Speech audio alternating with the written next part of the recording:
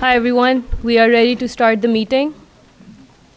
This is a regular meeting of the Zoning Board of Adjustment for May 1st, 2024. Notice has been given in accordance with the Open Public Meetings Act by posting a copy of the notice on the first floor of the municipal building and sending a copy of to the Montclair Times, Star Ledger, and Herald News.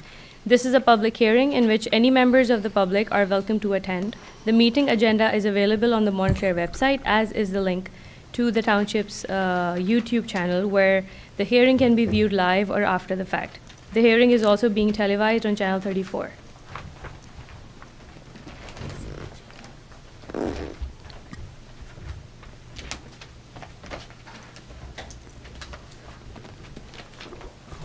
William Harrison. Here.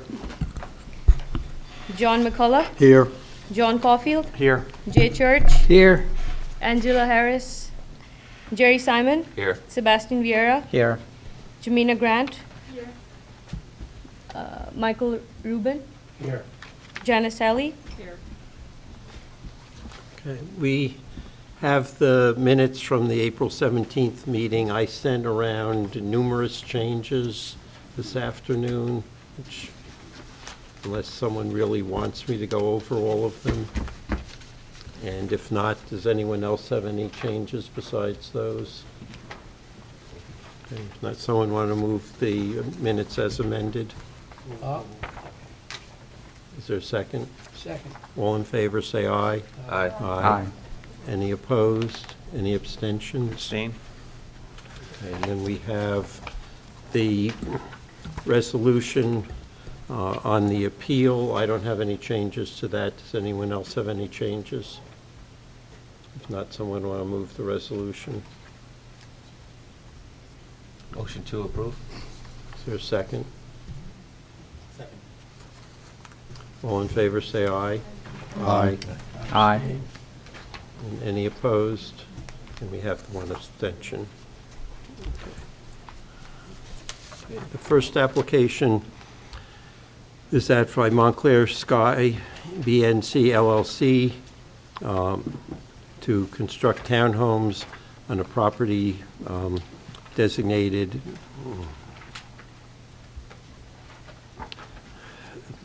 located at 400 Orange Road. The property is located in the R1 zone.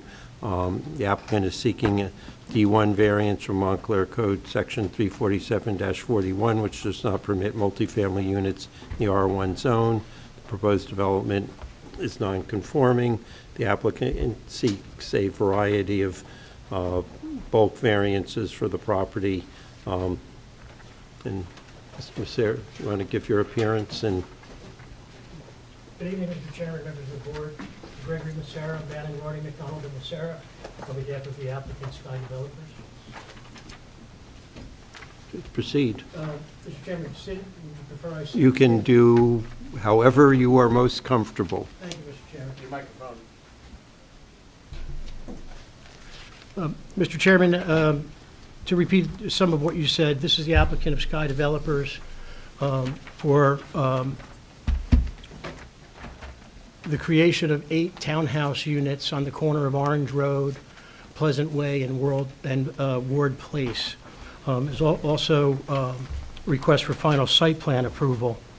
Mr. Chairman, members of the board, this is an opportunity to contribute to the revitalization of the southern portion of Orange Road.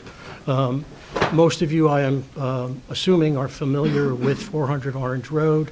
It is a property that has been in a serious state of disrepair for the last several years. The new 8 townhouse unit complex, we believe, will be a benefit to the community, a benefit to that ward. We'll be seeking variances as the chairman had stated, and just to confirm the variances that we'll be seeking pursuant to Ms. Talley's memo, we'll be seeking a variance from Code Section 347-45A to permit 3 stories, whereas 2.5 stories are permitted. I will note that you will hear testimony that we still are below the minimum, the maximum height that is required.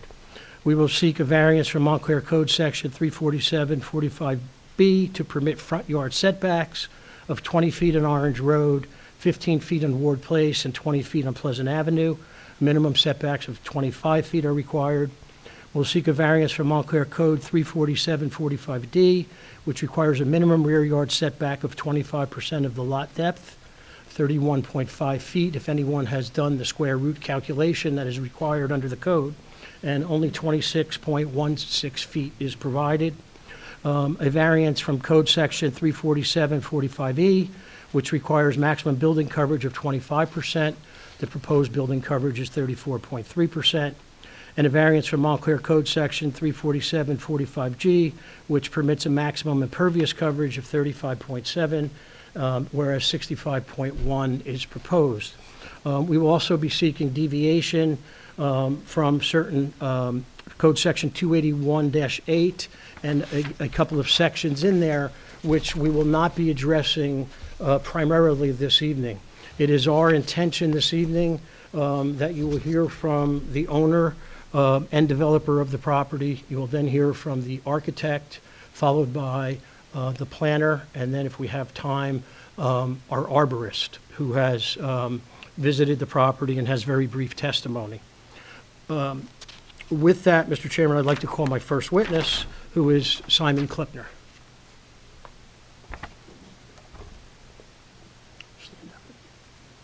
Mr. Rubin will swear you in. No, stand up. And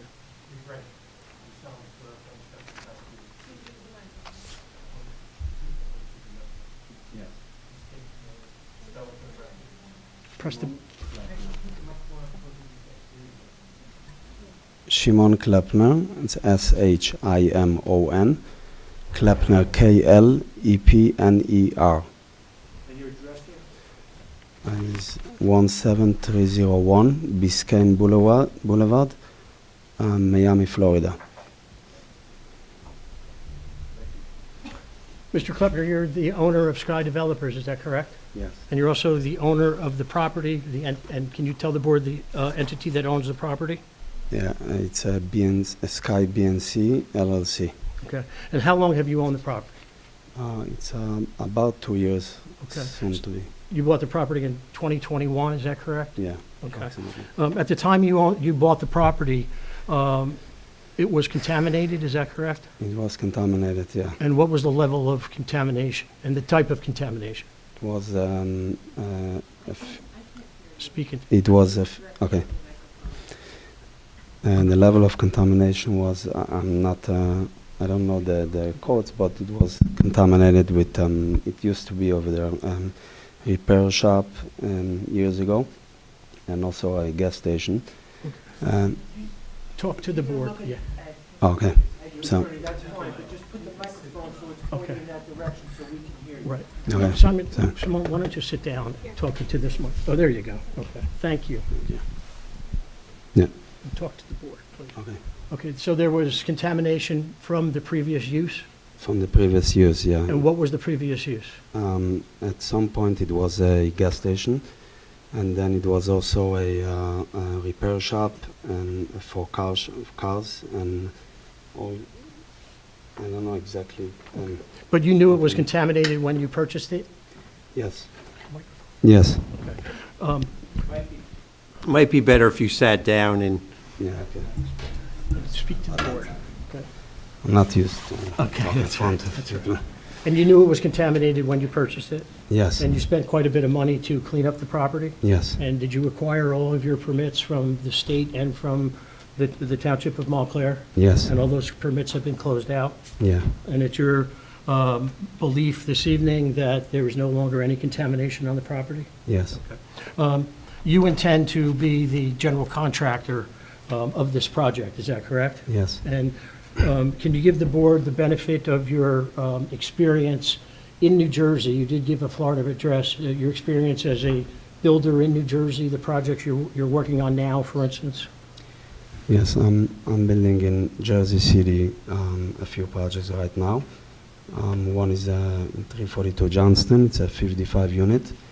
And also in 200 Monticello, it's a 38 unit that we're finishing now. And I did quite a few projects finished in Jersey City. Okay. And it's your intention to start looking in more suburban areas for development opportunities, is that correct? Yes. Okay. Has anyone ever, any municipality or a board of any municipality ever had any problem with any of the projects that you have developed? No. Okay, and how long have you been a developer in New Jersey? Now it's 7 years. Okay. Mr. Chairman, I have no other questions of this witness. Mr. McCulloch, do you have any questions? Thank you. Just a couple of questions, Mr. Klepner. What is it that attracted you to this particular property in the first place?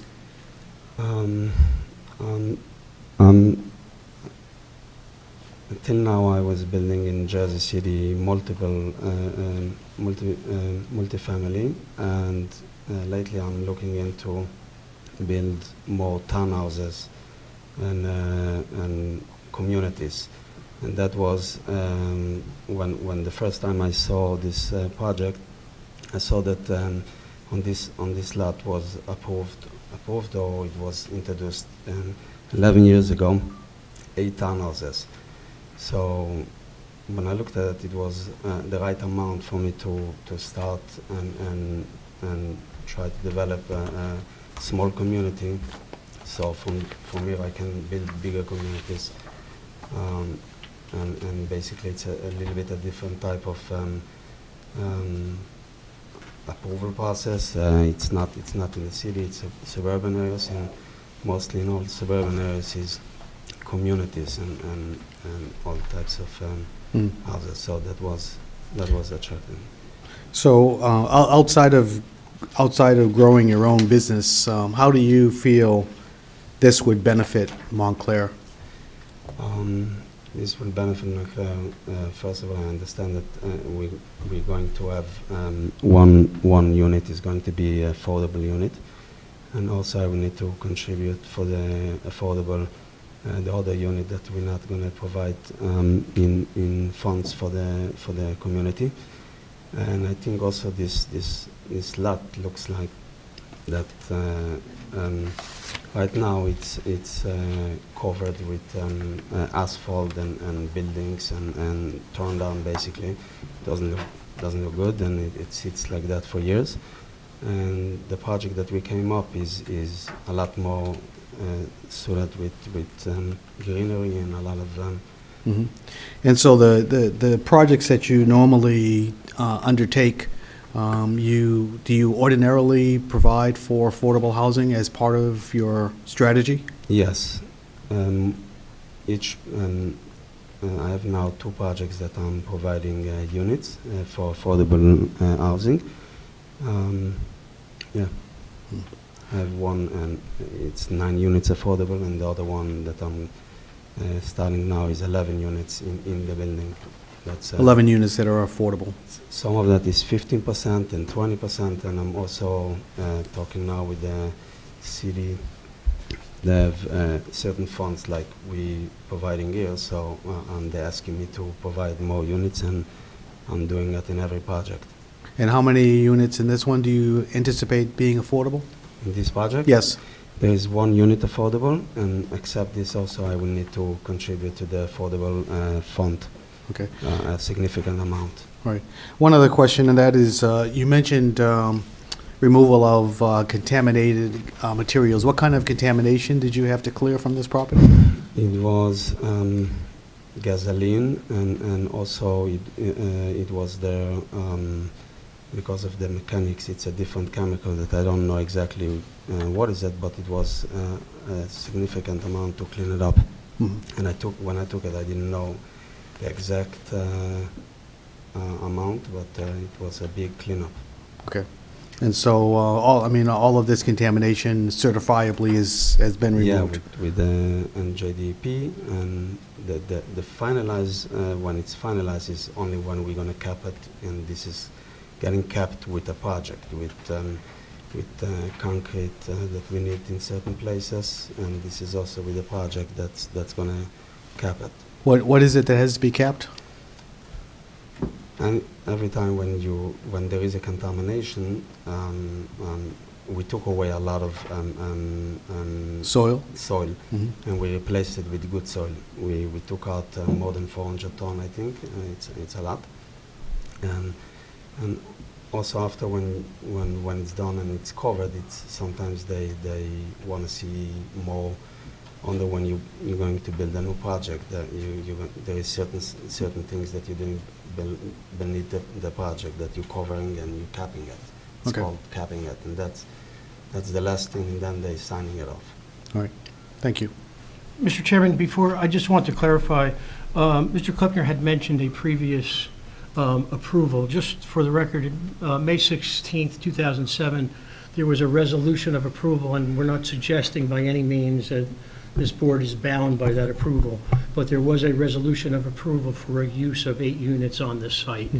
So just if, you know, he did say it, and I just wanted to mention that. And again, we're not by any means suggesting that this board is bound by that approval. Just so you know, the board has all the prior actions, the original approval of the garden center, the 2 denials of residential development, and the approval, the use variance, and a couple of bulk variances in Yes. 2007. So we have all of those. Ms. Grant, do you have any questions? Mr. Caulfield? No, thank you. Mr. Church? No. Mr. Simon? Did you say this was your first suburban project? Yes. First one. And how did you come up with the number of units for this property? Again, when it was presented to me, I saw this resolution of 8 units, and that was my first thought, and I started. We looked into we tried to do more. We saw it's not appropriate for this site. Okay, so did you consider any other configurations other than 8 units? No. Okay. That's it. Thank you. Mr. Vieira? No question. I just, on the site remediation, I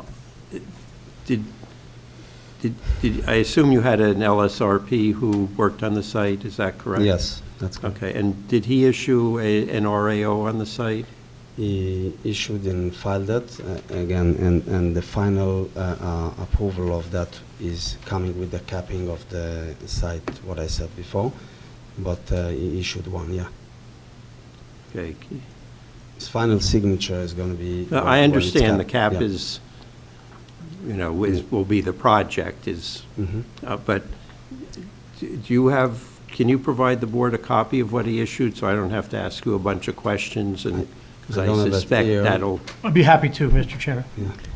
save time, and Absolutely. that'll answer the I'll get it questions. from my client and submit it through Janet. Yeah, please, I was going to ask the same question, so thank you. Really very helpful. Are there any members of the audience who have questions for this witness? And again, this is just an opportunity to ask questions and just to this witness about what he testified to. Okay. Come up. Come up to the podium. May I, Mr. Chairman? Okay. Hi. My name is Janet Hubert. I live at 5 Ward Place, across the street directly from the proposed site. I'd like to ask you when you remediated, because I've not seen one bit of dirt. I saw dirt come out. I saw the tanks sit there for 3 months and contaminate the sewer systems. I saw rivers of contaminated soil run into the sewer systems when it rained, but I've not seen 1 ounce of remediation. I spoke with the DEP a couple of days ago. They asked me, had you put net on the dirt, which you have not. There's still a massive hole next to 7 Ward Place across the street where Fawn Coward lives, and none of it's capped. None of it's still open, and there's been no soil taken from that site whatsoever.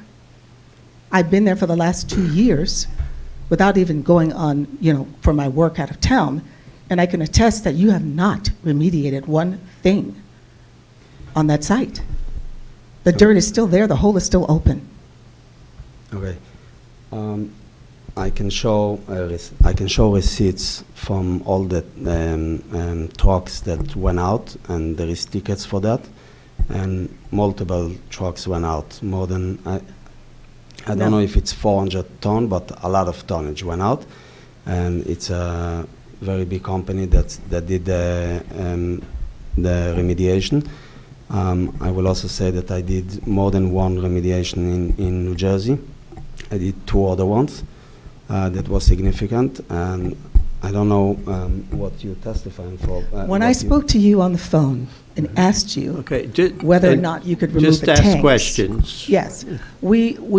I called I would and say asked, the tanks stayed there for 3 months with contamination. Okay, I just want to know, when did you do you have dates? Can you provide those of us with that so-called remediation? Because I don't know if my neighbors saw it, but I didn't see it. Mr. Chairman, we'll be happy to submit all of the paperwork. The testimony was that the applicant has I want to say one thing. applied through DEP, and we'll be happy to, again, submit through Ms. Talley all of the documentation. I also am not. I can say that she called me once about the About the Okay. I can mention that.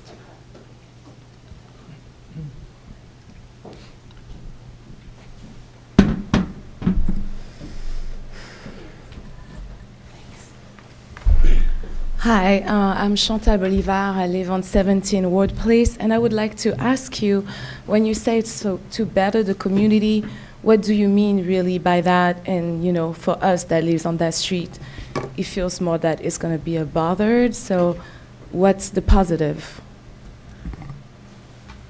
Like I said before, the positive is For for the community, because you said the community. I understand the affordable for the city, for the money for them, but what is it really for the community? Because the community is the neighborhood. correct. So right now, the zoning over there is a residential use, and this one is a commercial that looks like a rundown parking with that used to be a Yeah, I'm familiar with the place. correct. It doesn't particularly bother me. Like having, a bunch of building doesn't sound better to me personally. Okay, so, but this is when you have a commercial site in middle that used to be a gas station and it's run down, normally it looks better when you put up residential units and also putting landscape, and it's basically getting rebuilt. And how about the traffic? What is with Like the traffic, Okay, the parking? there'll And be we'll have another traffic witness who will testimony for that. You do? testify Okay. about the traffic. Thank you. Are there any other members of the audience who have questions? And again, this is just to ask questions. Give your name and address. Leonora Rush, 15 Ward Place. Did you say earlier that you had not considered any other configurations other than the one that you've presented? Correct.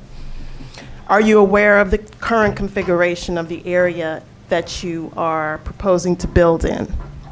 Yes. So what does that current area consist of? Not the surrounding area, not the area that you're proposing to build on. Of single families. So the area that surrounds the area that you're proposing to build on consists of single-family homes. Correct. And you want to put, your proposed configuration is what? It's 8 townhouses on more than a half acre. So you want to put 8 townhouses Mhm. in that Yes. current configuration that already consists of only single-family homes? Single family house that sits on smaller lots, and yes, that's what I.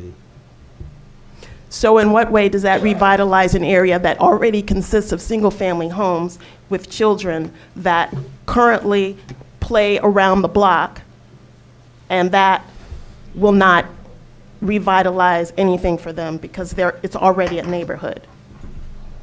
I see it as a neighborhood, and when we're building these townhouses, I don't see it how it's gonna change anything from what you're saying. From the It will change. It will change.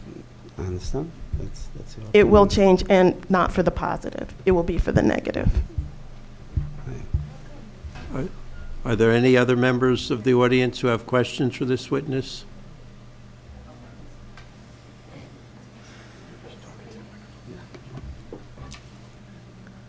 My name is Thomas White, 77 Pleasant Way, Montclair. I don't approve. Like to say, we have kids up and down the street, and all that congested Okay. in the corner would be, This is just an opportunity to ask questions, Yes. not to, you'll have a later opportunity to comment on the application. I don't approve. Any other members with questions? And please, just limit the questions. There'll be Just a plenty of question. chance to comment on the application. So, my name is Fawn Coward. I live at 8 Ward Place, so I'd be right next door.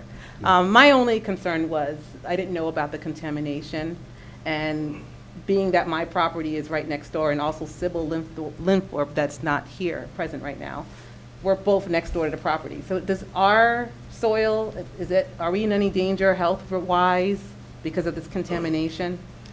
Not that I know of, because it was in the other side, in the corner of Orange, On the corner? on the corner, yeah. Okay, but in the back where the hole is? No, That that is was fine? also some old soil that they took out, but they cleaned it up and they did tests all around, and that's why it's open. They did tests all around. And Right, but came was it back. contaminated?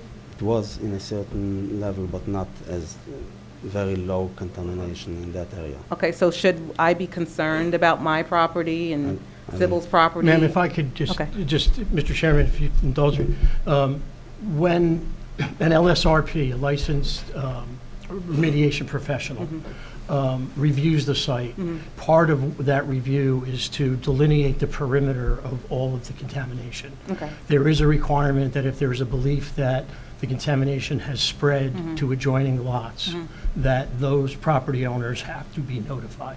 Okay. So there would not be state approval if that were not the case. Okay. And they said they're going to submit what they submitted to DEP, so we and you will have a chance to review it and. Okay. Okay, great. Thank you. Just a question about that last statement. Suppose in the process of remediating your property, you contaminate the neighbors. Is there any requirement or liability in that regard? There is liability, absolutely. The party who causes the contamination is responsible for the pickup, for the cleanup of that contamination. So how would the neighbors be notified? Would they have to do their own study, or is that No, automatic? that's part of the LSRP has to mark the perimeter of all of the contamination whenever there is a contaminated site. I am not an environmental attorney. I cannot tell you exactly how that works, but I know as a fact, through experience working with environmental attorneys, that the perimeter must be marked, and the contamination within the perimeter is removed. Okay, thank you. Mr. Beer. I have a question, follow-up question. Can you clarify if you perform soil borings or just visual Yes. inspection? Yeah. Do you know how many borings? A lot. They started with, I think, 5, and then they did more.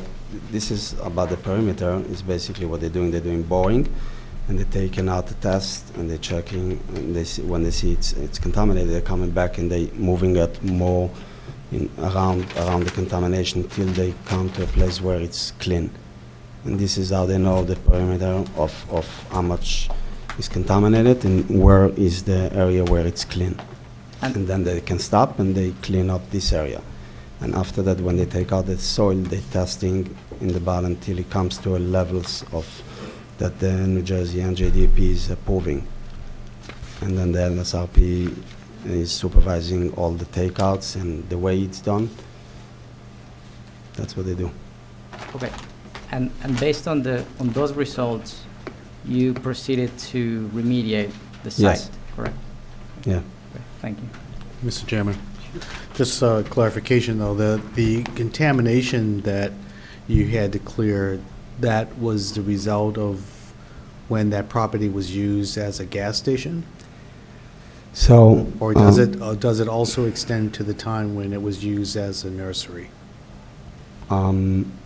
I don't know about the nursery, but I know that the area where the gas station was 3 tanks of 8,000 gallons that they took out already years ago, and they have a RAO for that, and that's how they came to me and showed me that the site is clean. What I did is I did a test, phase 1, and then a phase 2. Phase 2 is basically testing a few samples, and I found that there is other areas, because it was not only in the lifetime of this property, it wasn't only a gas station, it was a repair shop and different uses that basically contaminate the site.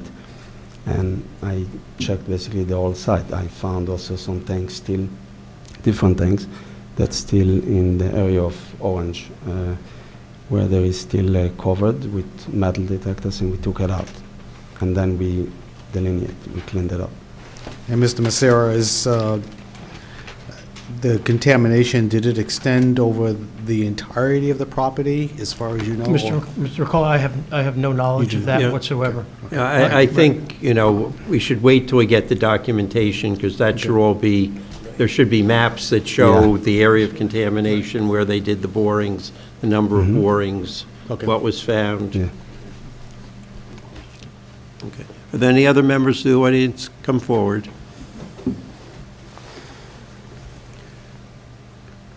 Hi, my name is Micah Bullen, 13 Ward Place. Mr. Klepner, are you the sole owner of the Sky development?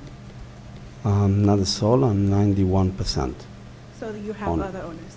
I have very small partnership from other people. Okay. My next question is going back to Ms. Rush's question. There were no other considerations for the property, 8 units. You're applying for several variances which have to do with where the property lies. So if you would have reconsidered that, would those variances be needed?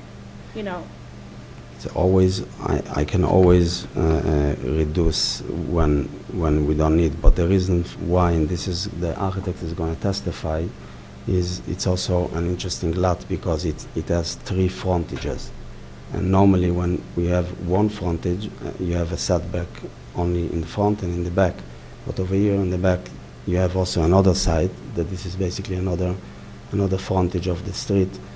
And normally, when I did a few corner lots also, they, in other places where I approved, because it's a corner or different type of, when you have a few frontages, normally it's a normal thing to ask to reduce a little bit the setbacks.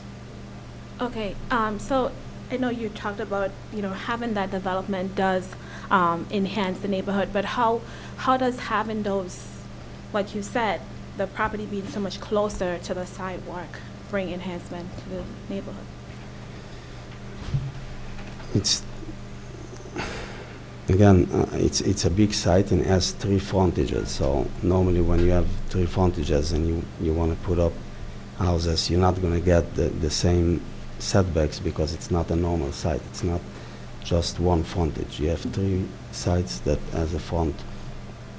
And if you calculate normally when you have 3 frontages and you start calculating, there is normally in the code there is no clarity of corner sites or sites that have a few frontages. This is why we did it. Can you speak up, Noted. please? It's really Yeah. it's really Okay. hard to hear. Sorry. Just one last question. In terms of the remediation, was there any requirement to notify the residents of that? Not that I know of. This is, I took, first of all, I want to say also that I took a professional company with an LSRP license and they did the job. So I didn't micromanage them of how they did what. They have license and they did the work. So I don't know exactly what they need to do and what they don't legally. Okay, thank you. You're welcome. Any other members of the audience? Mr. Scott?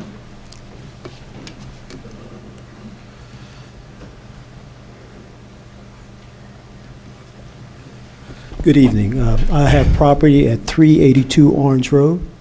I just have a question in regards to the affordable Your unit. name, sir? William Scott. Okay. In regards to the affordable unit, according to the inclusionary zoning ordinance, which requires 1 out of every 5. If the project was reduced to 6 units, as an example, you would still be contributing 1 affordable unit, and you would still also be required to make a donation to the inclusionary zoning ordinance.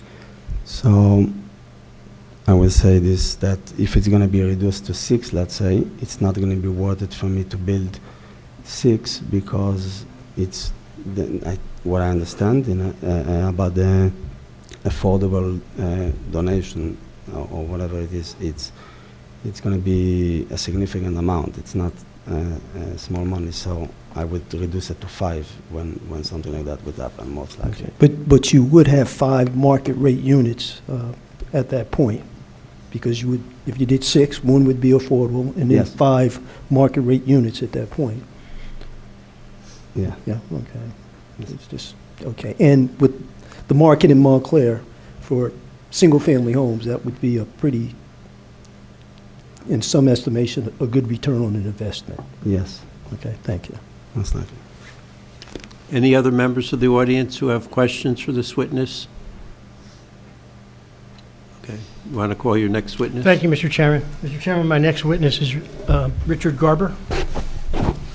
Mr. Garber is the architect who prepared the plans for the board. Richard, can you stand? Okay. Yes. Sure. Oh, you'll move it?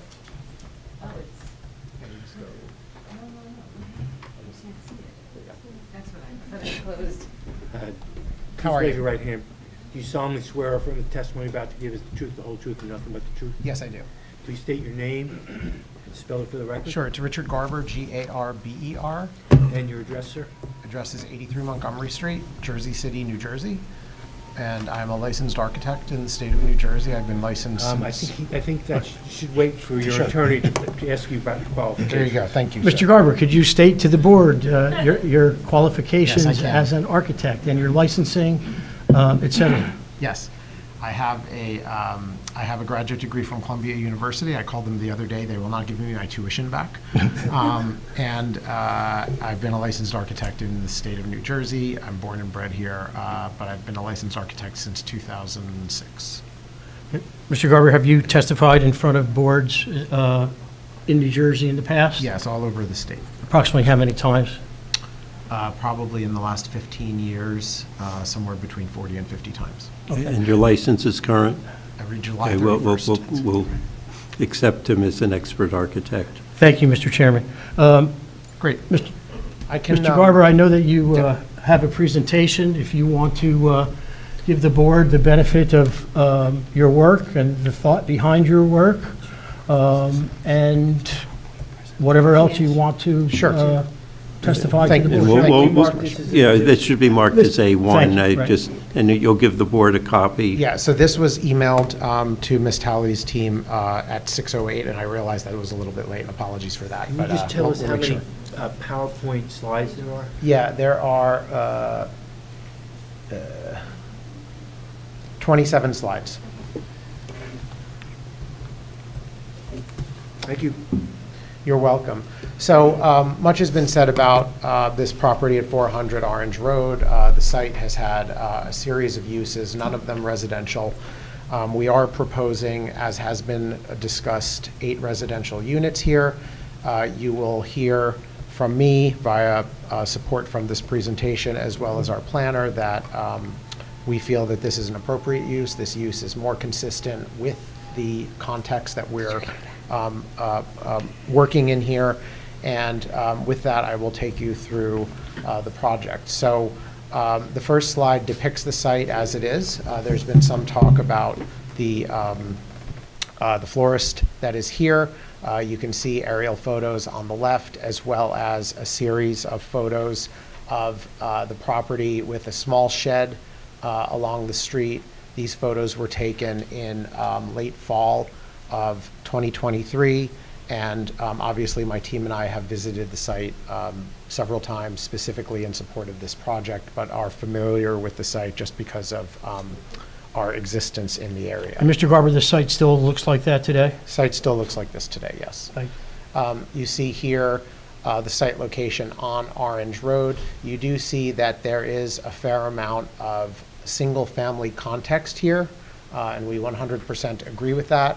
However, to the south, there is, on the other side of Pleasant Way, there is a cemetery, and Orange Road is varied in terms of its commercial capacity, meaning there are some single-family homes, there are some multifamily homes, and then there are also some commercial and retail proprietorships along Orange Way, slightly outside of the boundary that you see here, which is the 200-foot boundary that we're providing.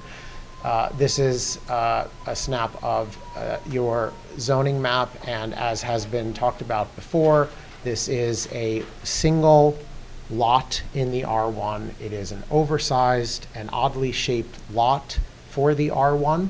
My understanding is it has always been, at least as far back as I was able to look, designated as an R1 single-family dwelling site. However, the uses, as has been spoken to prior, have been inconsistent with that. And so I would make an argument that yes, we are proposing townhouses here, that the townhouses are a more consistent use with the underlying zoning being R1 than either of the two other uses that there's been some time spoken about prior.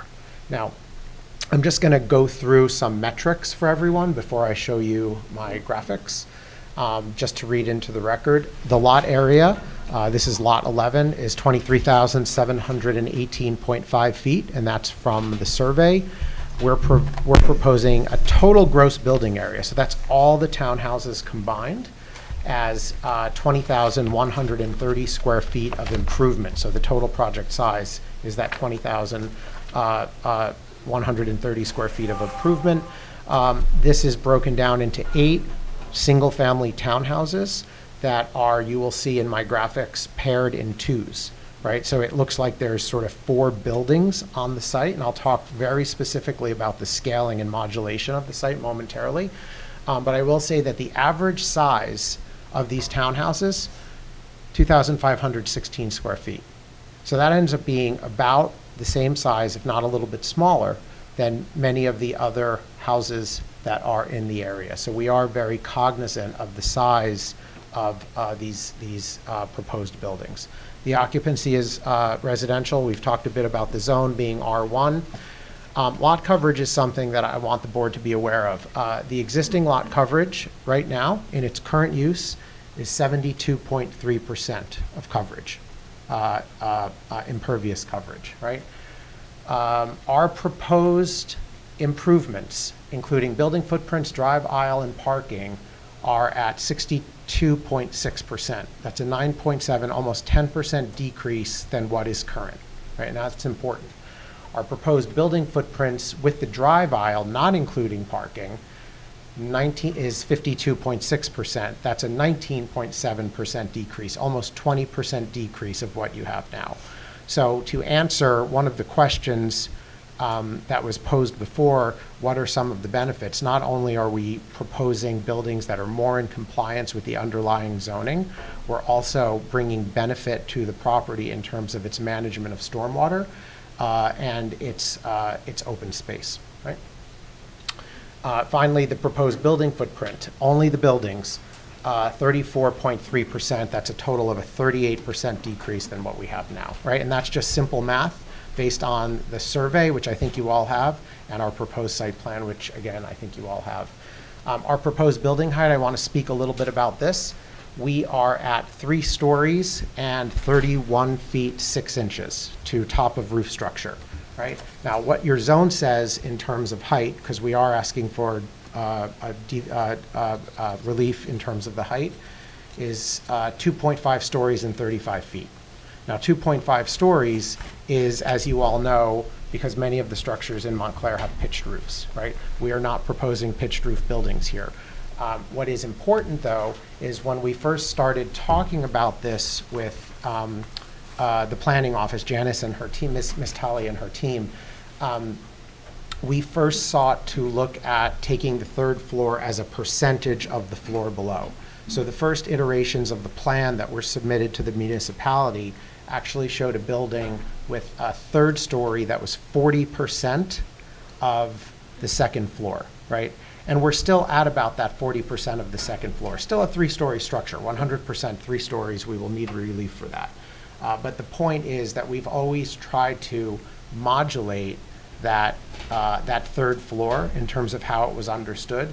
And to be safe and following some further counsel, we're obviously requesting a variance. But I just want to state 31 feet 6 inches is lower than what is permitted in terms of your roof pitches, so we are lower, but we are requesting 3 stories here. And that third story you will see, and I'll show you in the model, is just an ensuite bedroom. It's a single bedroom and a bathroom and so forth for that bedroom.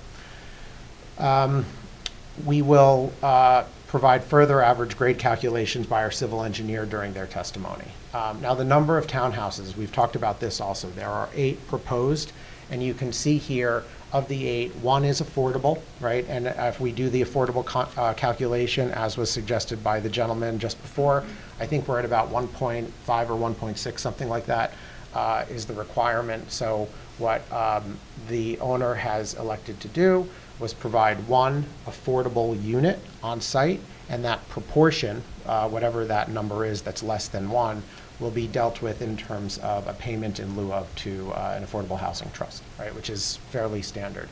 But you see basically what we're proposing here. These are not that different from many of the houses that you see around us. These are 3-bedroom units with home offices. I'll talk about what those home offices are in a second. And they range in size from 2280 to 2700. And so that's where I got that 2516 as the average size. That is basically the delta that we're talking about here. Number of parking spaces required. Per your zoning, 19 are required. As you know, you defer to RSIS standards, very popular in the state standards, unless municipalities adopt other standards on top of that. So per RSIS, 19 are required. We're proposing 21 spaces. So we're a little better than what is required. 16 spaces are given directly to the townhomes. Many of them are in 2-car garages. You'll see a couple of iterations where that doesn't happen. And then 5 spaces are for visitor parking. Now, how are we dealing with ADA parking, right? We have 1 dedicated ADA space in one of the townhomes. I'll show that to you. And then we have 1 dedicated ADA space that is within the loop that we've created, and I'll show that to you in a second, that is publicly accessible. When we were speaking with the engineer, he said something to me about strip malls and needing a publicly accessible space. I would posit that this is obviously a project not like a strip mall. We don't really have that kind of demand of parking. But to his point, we thought about finding a location for a publicly accessible ADA space, and we've done that, and I'll show you what that is. Okay, so I'm just going to read a couple more things before I get to my graphics. Mr. Garber, excuse me, electric vehicle yes. spaces? Yes, we have electric vehicle spaces in many of the townhouses per the state standards forwarded by DCA last year. So as the board probably knows, we received a memo from Ms. Talley's office several weeks ago. We were able to get a good handle on that, and then we received an engineering letter from Neglia, the board's new engineer. We've collaborated with Norberto last Thursday night, very late, like 1 a.m. Friday morning, I think, or something like that. We have been able to address architecturally much of that, but the majority, specifically of the engineering comments, will be addressed at a later date by our civil engineer, right? And so we'll need a little bit more time to do that. I've spoken to Ms. Talley about that earlier, right? But I'll just read here some of the things that you'll see. So first, there was a comment on the planning report about the location of all mechanical equipment. We've done that. I'll show you where that is. The mechanical equipment for these projects are primarily going to be condensing units, 1 per house, something like that. Maybe 2 small ones per house. We're showing 1 per house. And that's all handled in a way that is not viewable from the public right-of-way, which is important. Description of how the project addresses universal design and adaptability principles. We are 100% ADA compliant. Every single one of these houses is 100% compliant. And what we've decided to do voluntarily is dove into the code. And so in multifamily code, for instance, what is required is in lieu of an elevator, one of the units, a unit on the ground floor would need to be fully accessible for ADA use, right? And that makes perfect sense. We have a home office in the lower floor of these units. Now, these are going to be privately, they're going to be privately owned, basically. But to appease this comment, because we actually agree with it and take it seriously, I will show you that the ground floor office space in every single one of these townhouses can be adapted to have a kitchen, and we already have an ADA bathroom on that floor. So we meet the definition of full accessibility in our drawings, and I'll point that out to you. Location of exterior trash and recycling storage. We have a location for that. That was talked about in the DRC, show you on the site plan. That will also be picked up by our traffic consultant, who will be testifying later. Calculations for existing front yard setbacks along Ward and Pleasant of the existing subject property. Have that in our plans, you'll see that. Finally, two more. Details of building materials provided per Montclair Code 281.8 4B6. These are primarily brick and masonry with other non-combustible materials like metal panel. So we'll be able to talk about that, no problem. And we are well over the minimum of 50% required per that ordinance. Finally, there's further clarification about the American with Disabilities Act parking spaces. I think I addressed that when I was talking about the parking. Now, in terms of zoning, what are we asking for? We've talked about this a little bit already. The primary variance in my mind is the principal use. That I think is a D variance because we are in an R1 single family zone. There's currently, it's currently listed as commercial. It's the greenhouse, the shop that was talked about before. And we are proposing townhouses or two-family attached dwellings, maybe another way to describe these things. So we are listing this as a variance. I will say, and we'll have testimony to this by others, that we are bringing this lot more into compliance with what we're proposing here. What are the other variances? They're all highlighted in yellow. The Ward Place front yard setback. The existing is 54. That's the deepest part of the site. The required is 25. We're proposing 15. We'll show you that because of turning angles. The Pleasant Way front yard setback. Existing is 13.3. Required is 25. We're at 20. So we're better than what is there, but we still need relief for that one. The building height, I talked about that one already, 2.5 stories and so forth. And then building coverage, we are proposing 34.3% when 25% is required. So we're listing that obviously as a variance also. Now, this is a site with our setback comparison. So this is one of the things that was written in our planning letter. This is included in the drawings that were submitted, I think electronically to your office last Friday, and then submitted a hard copy, 5 copies, I believe, Monday or yesterday. And you can see here that the florist is this kind of T shape with the greenhouse. And you can see that the existing, I can come over here and show everyone, the existing close sort of pinch point at Pleasant Way is 13.3. Because of the angle this sits at, the furthest point from Pleasant, 44.2, and then from Ward is where you have that larger depth. It's somewhat light, but you can see the footprint of our existing improvements here, which basically are the 20 and 15 feet that I'll show you in the site plan, and I'm about to go to that right now. So this is our site plan. This has not changed significantly since the last submission, with the exception of the new ADA space, and I'll point that out. But the way that this is imagined, I think is very, very particular to the site, right? Now, Montclair, in its history of development, has block widths that vary, right? But some of the older blocks are somewhere between 150 and 200 feet wide.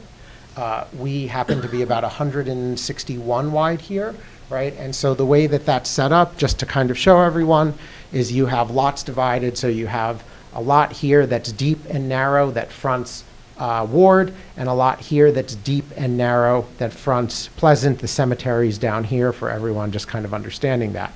Now, so we have, and the owner talked a little bit about this really unique kind of condition here, where we have a lot that is almost as deep, it's actually deeper than it is wide, which is something that we don't necessarily see, and we have 3 frontages, right? So we have 3 front yards in zoning parlance, right? That means we have a front yard on Ward, we have a front yard on Orange, and we have a front yard on Pleasant, right?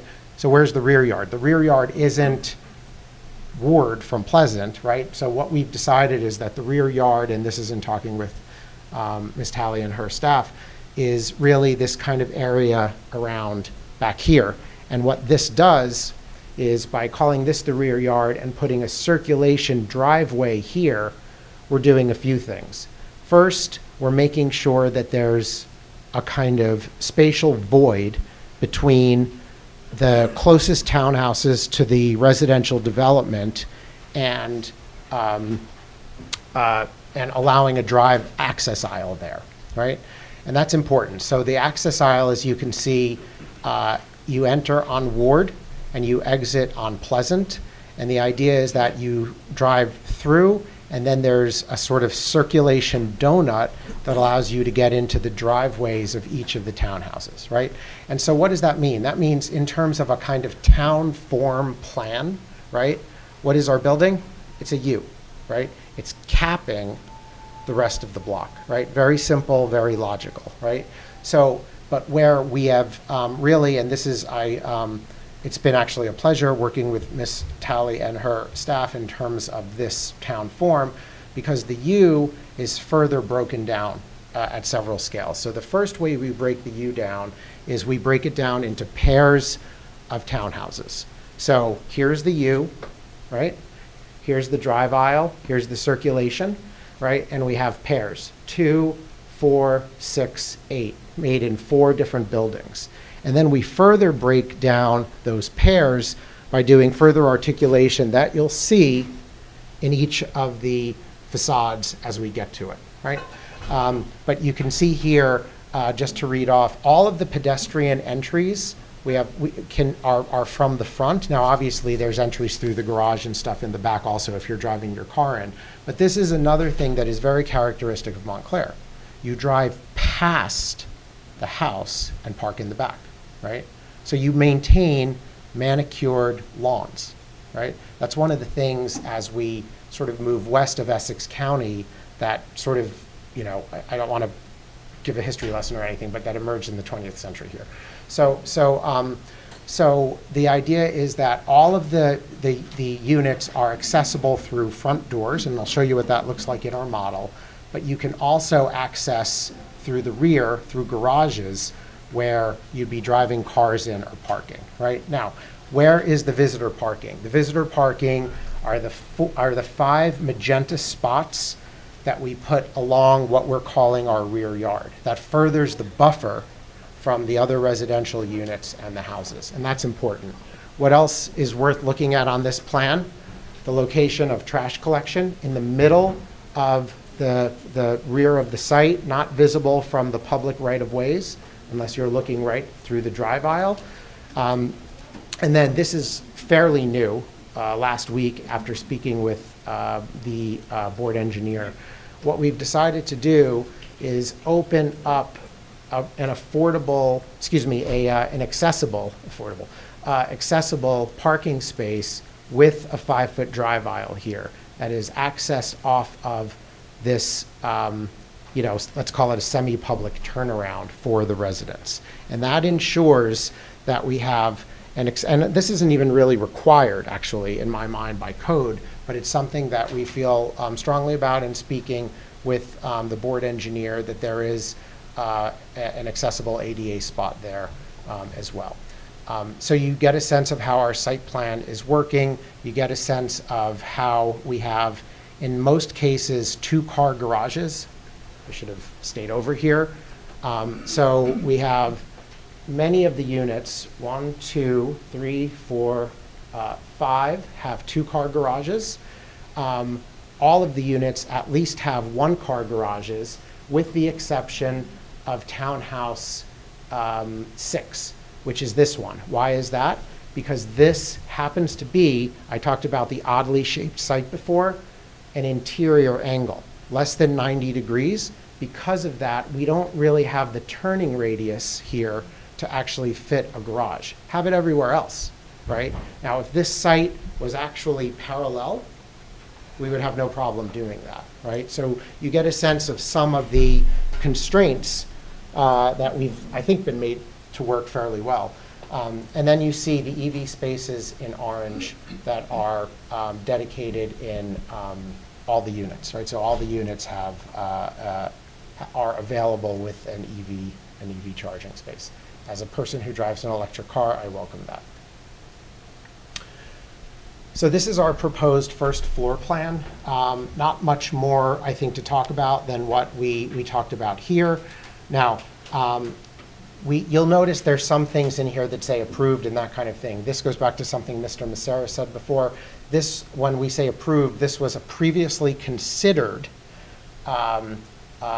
proposal that this board saw, which did inform some of the thinking that we have here, right? But what we're proposing here is 20 feet on Pleasant. We're proposing 20 feet on Orange, and we're proposing 15 feet on Ward. Why is that 15 feet on Ward? Again, I talked about You're that referring to tighter the angle. front yard setback, right? The front yard setback, yes. Did I, yeah, sorry if I, yeah. The front yard setback, so 15 feet on Ward Place. And why is it 15 feet? Again, it's because we have this kind of tighter than 90-degree angle, and we're just, you know, it's very important that we maintain that average townhouse size that we were talking about. Now, as we go up in the plans, the second floor plan, so the first floor plan, I should say also, in every single unit, we have what we were calling an office. But if you look at the newest plans that were submitted, you will see that these all have a kind of grayed out kitchen line.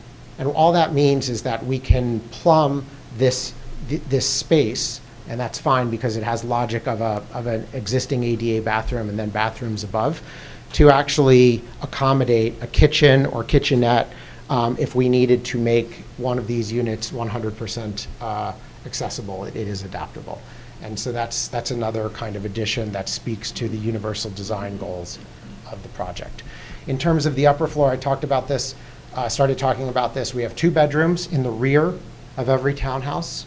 We have a large kitchen, living, dining space in the front that is joined by a stair, as well as a full bath for the bedrooms and a half bath for visitors in the living area. So I'm walking all over your space. I apologize for that. But we have a model here, and what you see here is, and everyone can kind of come up and... Can we just mark the model as A2? You can't have it, but you can mark it. I'm not sure about that. I think we need to keep it. I think you need to If keep it's, yeah.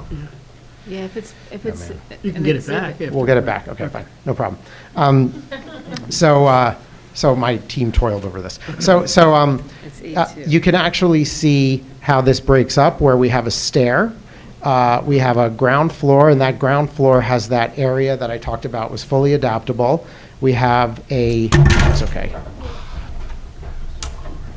This was supposed to all come apart. There you go. Thank you, Greg.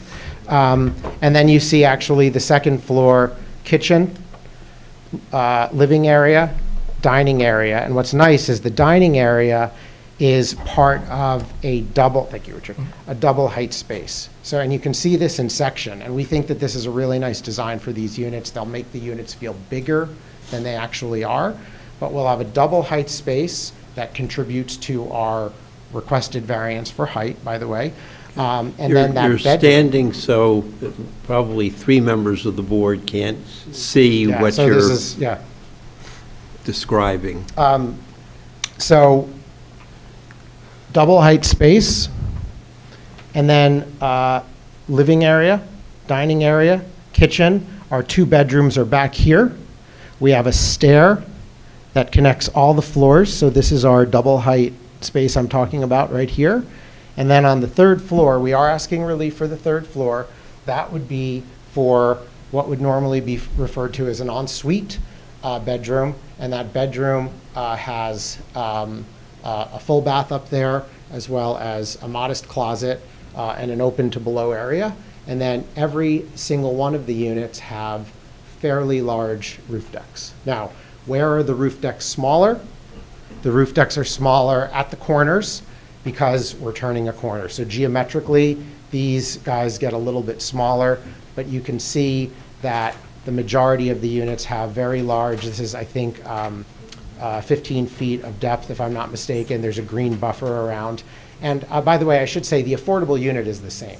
I know that sometimes people come in and make changes on the affordable unit, but the affordable unit does have the large deck. It has the same number of bedrooms, et cetera. And so that's something that's worth Mr. Garber, none of the decks face any street, is that correct? Correct. Everything is inward facing. So the more public parts of the project where one could be outside do not face the street. And that's right back here. You can see that deck here as well. And can you talk about, you mentioned greenery? Yep. Okay. Yep. So I'm going to do that as I go through the plans. Okay. So we have plans here. So this is basically referring to what I just said. This is one of the typical units, right? So you have a double garage, 2 cars. You have the ADA bathroom. You have some storage. You have the home office, and you can see here our adaptable kitchen. We're not proposing a kitchen down here. We're showing where it would go and how it would work. Coat closet, small foyer, and this is that stair that goes up that you can see in the model. On the 2nd floor, you come up the stair, you have a large open space. The double height space is here at the stair. Living area, dining area, kitchen, and then in the rear of the unit, full bath for the bedrooms, bedroom 1 and bedroom 2, half bath for, this is laundry, excuse me, a laundry room on this floor. I misspoke about that, the laundry room on this floor. And then when you come upstairs, this is open to below in front of the stairs, so this is that double height space at the dining area. And then the ensuite is here with a full bath, closet here. And then you see that stair, and off the stair, we have a large private deck, this width being 15 feet. So this area, it varies. This is the area that we started trying to do at 40% I was talking about before to kind of keep within this 2.5 story.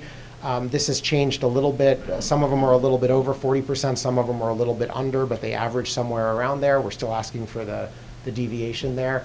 And then a green buffer exists around the private roof deck as well. So 3 stories with the top story being a single bedroom. And you can see that in the section. I think it's better to look at the section in the model. You get an idea of what this is.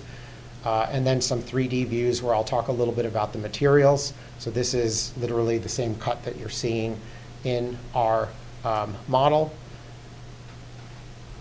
And then in terms of the materials themselves, these renders are a little bit in progress, but we did talk about brick. And so if the board would like to see, I have examples. What we are proposing is on... Mr. Chairman, A3. All the materials A3 or everyone separately? Well, why don't we do them separately? One by one. One by one. Fine. Fine. So this is the brick material board? This is brick. We didn't have we thought not to bring a board because everyone likes passing around little materials. So sorry, you have to mark them all. A3. A3. So A3 would be basically the kind of L shape that you see here. This is a dark gray brick, right? Down here, I will pass around a red brick, A4, I guess.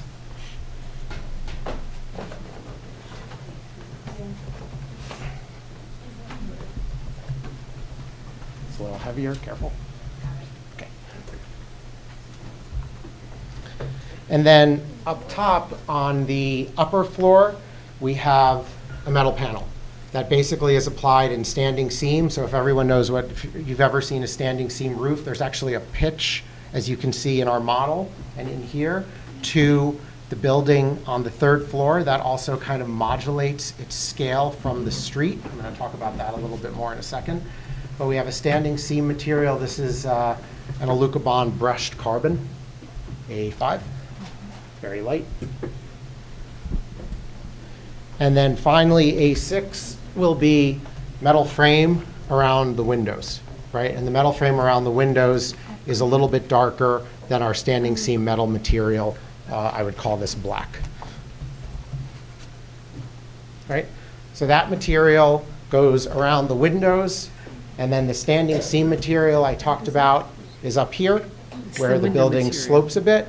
And you can see one of the things that we're really doing is putting in a lot of glass. And we think that that's really nice. This building, the site orientation, the buildings face largely south, as well as east and west exposure. So we're going to get light through the day. So we think that putting a fair amount of glass on the front of these buildings makes sense. I do have elevations. The elevations are really for the purposes of isolating these materials, the majority of which I just passed around to you. And I will just call the board's attention to, when I talk about that pitch, we just have a modest, almost Tudor-like pitch on our 3rd floor here. And all that is meant to do is, first of all, we have a setback already, right? The setback is 3 feet. But in addition to that 3-foot setback, the perspective is forced a little bit more by just adding a little bit of slope. And so what we're trying to do, I talked about breaking down the proportion. We're breaking down the proportion of this building a little bit more by adding a subtle pitch to that 3rd floor roof and 3rd floor facade, 3rd floor elevation, and breaking down the material so that you really see the primary material, the dark gray brick that's been passed around, is largely registering as a 2-story intervention.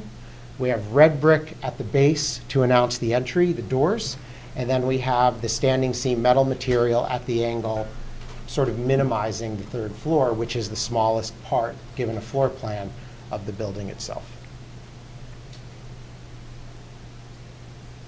And then on the sides, and I don't have a sample of this, but we do have a cementitious fiber panel, which is a masonry product in a gray, and those are on non-right-of-way facing sides. But that is a fireproof and very, very resilient material. And then we just did some elevations to show the scale of these things with respect to some of the neighbor houses. Some of you probably see your home in here. If I need a copyright approval, I'll write to you about it. And then we just have some exterior details just to show about in terms of numbers, a board-on-board fence at the rear, and then just an axonometric that shows that breakdown of material. So this kind of recaps everything that I showed you. We have a kind of completion of the town form at the 3 frontages in this kind of overall U shape. We have the first proportionate breakdown of that U shape into pairs of buildings, and those pairs on the orange road side wrap the corner, right? We then break those pairs with a 10-foot gap, so you can actually see clearly through. We provide parking on the lower at grade here and here, and then we further modulate the proportion of these masses with glass and a material break, i.e. that window frame, to begin bringing a residential scale into this. And that's my presentation. I think I have the rendering here, but we showed that. I think I'd rather end. Mr. Garber, you had mentioned before mechanical equipment. Can you yes. show where the mechanical equipment would be located? Sure. So on the first floor plan, and this was located, thank you, this was provided in the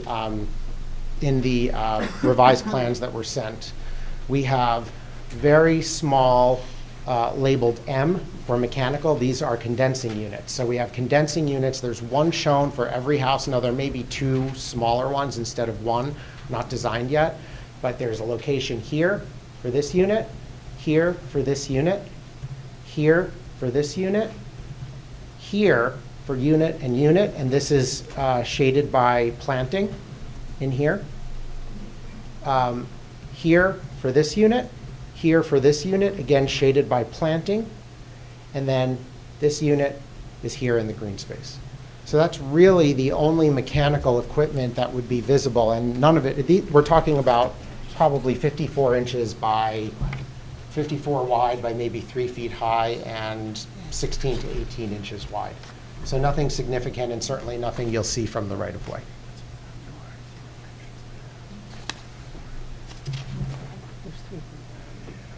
Mr. Chairman, I have no further questions of this witness. Mr. McCulloch, do you have any questions? Thank you, Mr. Garber. Just a couple of questions for you. Sure. So you mentioned that in Montclair, the average roof pitch is 35 feet? That's not what I said. I'm sorry. What I said was in the R1. In the R1, okay. Your height is governed by 2.5 stories and 35 feet. Okay. After speaking with Ms. Talley and her team, it became clear that that 2.5 stories is because many of the single-family homes have roof pitches. And so the way that those roof pitches have been, let's say, cataloged in terms of your zoning ordinance is calling houses, single-family structures, I guess, that have those roof pitches as 2.5 stories with a pitch, and that pitch has to be less than 35 feet. Okay. So in this particular, in the sort of the neighborhood that surrounds it, Pleasant Ward, Yep. the average pitch would be about what height in terms of those single-family homes? So you could see here, I don't have every one surveyed. Yeah, I know not everyone. But you see that there's a variety of pitches, everything from a fairly, low but tall pitch, where this is how you would calculate 2.5 stories. It's probably one of your houses. Where this is obviously habitable space with a window, but with this roof, this is what your zoning ordinance would call a 2.5 story home. So given that this, I don't know if this is 35 feet or not, but the maximum height of this, and by the way, anything that existed before your zoning ordinance is, I'm sure, grandfathered in. But for a new home, if it was a single-family home, this would be the maximum height at 35 feet, right? What we're proposing is, and by the way, you have flat roofs. Right Nearby, right? You have very low slope, almost flat roofs that are then articulated by little pop-outs, right? You have one house that's probably a little bit taller. You have one house that actually has its pitch going front to back instead of side to side. So there's no predominant town form here, 100%. That's clear in this graphic, right? But what we're proposing, just like the house right next door to us, is flat roofs, right, with the garden in the back, right, the patio in the back, the planted garden, and what we are asking for is 3 stories. Now, when we what I said, just to kind of, because I think it's worth it to go through this again, when we originally spoke with the planning office about this, it was suggested maybe we try to keep the 3rd floor to 40%, because maybe 40, and I don't think that there was anything necessarily totally calculated about this, but, there's some amount of living area up here. Maybe it's 30, maybe it's 50, whatever. So we just kind of hit on a number of 40. And so the idea was all of these floors, before we were noticing for a variance, were at exactly 40% of the square footage of the 2nd floor.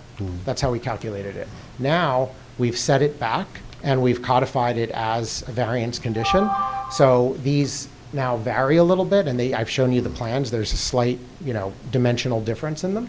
But they're all somewhere around 40. Some might be a little less, some might be a little bit more.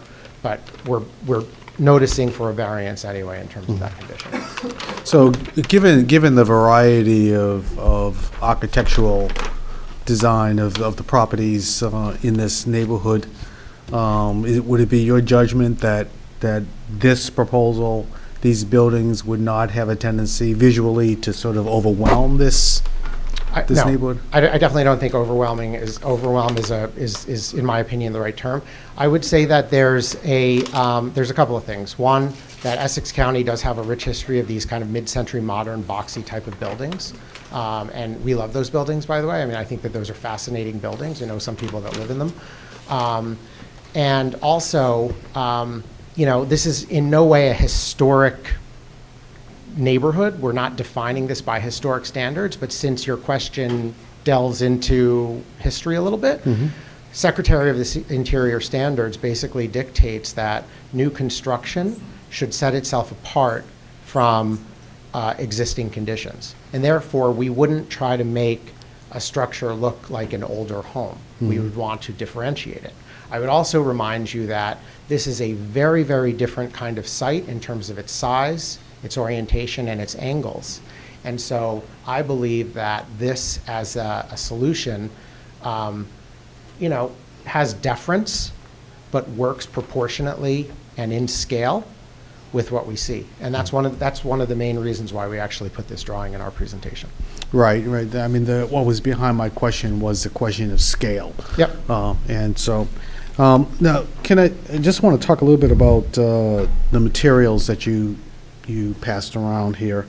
One of the things that, I am concerned about is that Montclair has the benefit of historic neighborhoods. And so when we are looking at new construction, the durability of what is being proposed becomes very paramount. Of course. So can you speak to, or would you speak to, I know you can, you're qualified, would you speak to the durability of these materials that especially these brick materials that you've passed around for us to take a look at in terms of what kind of durability, what kind of life expectancy would you anticipate? So first of all, your ordinance specifically asks for brick masonry, which I think is great. Now, and you can see actually that houses around us don't have brick masonry. It's mostly wood clapboard, and some of it is replaced at this point. Brick is a very, very durable material. It's been used both as a cladding and a structural wall material since antiquity. I want to just make sure that something's clear, though. These are brick samples. Yes. We're not suggesting necessarily that this is thin brick on the wall, right? This is most likely unit masonry. This is something that we still have to work out. But nonetheless, we are meeting the requirements of your ordinance, but also using a material that we're very, very comfortable will be extremely resilient, extremely stiff. These buildings will have fire-resistant walls that divide them. So everywhere there's a pair of buildings, there'll be masonry unit here. We'll have non-combustible construction all on the outside, and you need that because brick is kind of heavy. So these will be built, these will certainly withstand and outlive the 30-year mortgage that most people will get at like 7% or something like that. Right. And what about this material that will be on the third floor? Right, standing seam, right? Yes. So especially in, and maybe not so much here, but in other historic districts, standing seam metal is a very traditional way of cladding buildings. So it's a thin metal, but it laps itself. So I'm going to put this down for a second. Sort of locks together like this, and that's why you see the seams, the ribs going up. So it's a kind of materially locked. It's a locked material so that the boards, like the bands of it, not the boards, but the bands of it, operate monolithically from a shear point of view. And so, just given the fact that this will be on the third level, there's no concern about the impact of weather that would damage this material or cause it to be dislodged or anything like that?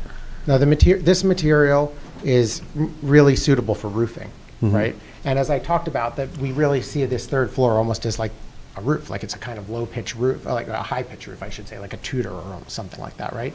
So we're cladding it with a material that is typically used for roof. This material can be applied vertically as well as horizontally, so there's no issue with that.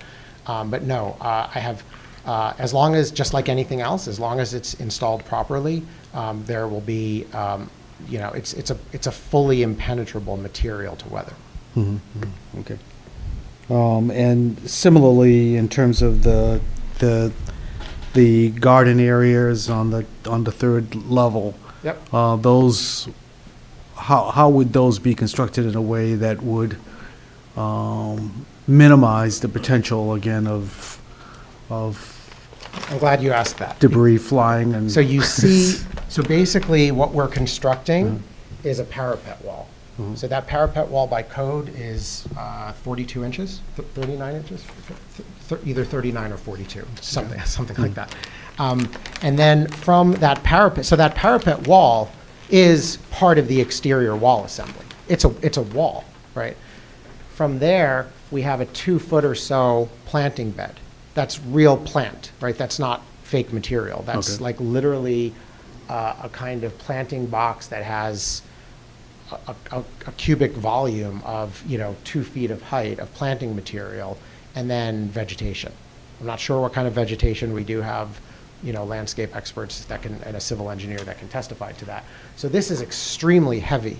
And this also, by the way, provides extremely, excellent insulation for this below, where we actually have, the bedrooms below. Great. Thank you very much. You're welcome. Ms. Grant, do you have any questions? Hello. Hi. I didn't, the detail of the lighting fixtures are going to be facing Orange Road and Ward. In the back of the details, I think I missed it. I just wanted to see the lighting. Yeah, so I didn't really talk about the lighting as much. I can tell you that's really, we're going to leave that for our civil engineer. They will testify to that. But just to give you a general idea, we have basically low lighting, which is lower than our fence here, all along here. And then you can see in our rendering, we have basically taller lights that flank the property. And I think you can see that. They don't show up in our drawings because they're on the civil set, but you can see them here, right? So you see them in the green space kind of going around. So there'll be plenty of light on all 3 frontages.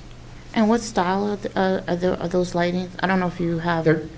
We do have something spec'd. I think they are probably in the civil engineering set. Okay. They're basically pole-mounted downlights. Mhm. So they'll be casting down. And basically, if the concern is, are they casting out into the street, or are they casting into the neighbors' properties, they will not be. They will be focused. So they literally are creating a lit area to the base of the vertical poles. And those are only in the front of the building. Okay. So that area, there's the cemetery, and there's a lot of deer in the area. Okay. In the front, there's a lot of, there's more landscaping there. So has any consideration been given to whether to deter or from deer from congregating in the landscaped area? Because I think the courtyard will be paved, but the perimeter.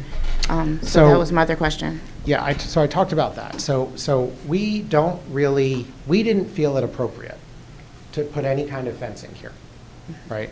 Now, are there other ways to detract wildlife from being there? Sure, there's electronic fencing, stuff like that. But are we having walls? No. I don't think that that's appropriate, and I don't think that that's consistent with, precedents sort of in the area. I was talking about the kind of green front yard with the driveways in the back. In the rear, just to be clear, we have a lot of green area. Not a lot. You can see the green area it's located, and then the drive aisle and loop itself is asphalt paving, and we'll have the civil engineer speak to that. I'm not a civil engineer. But I will also tell you that the kind of checked paving that we have for these parking spaces and the entries to the driveways, those are all imagined as pervious pavers. So they will, I don't think they necessarily count in terms of stormwater management, but they will certainly allow for recharge better than, impervious asphalt. And what about regarding deer, the planting schedule? What type of landscaping? We'll have other experts speak to that. Okay. You said that this wasn't a formal historic neighborhood. From your work on this project, how would you characterize this neighborhood? Super varied.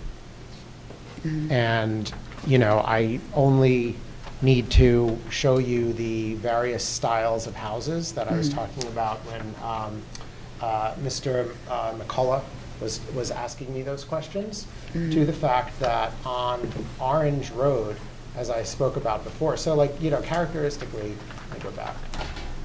And I think everyone kind of knows this, but so you do see that Orange Road ends up being a fairly, you know, a fairly significant thoroughfare. You have the cemetery here, right? You have Pleasant and Ward. So our site ends up being this cap, right? So we're talking about that U-shaped cap here. Orange, as you go up and down, has a variety of uses. Some residential, some commercial. There's some great, we've had project dinners at restaurants on Orange, right? So there's a lot of variation in terms of the uses on Orange, and I think Orange does contemplate a mix of uses.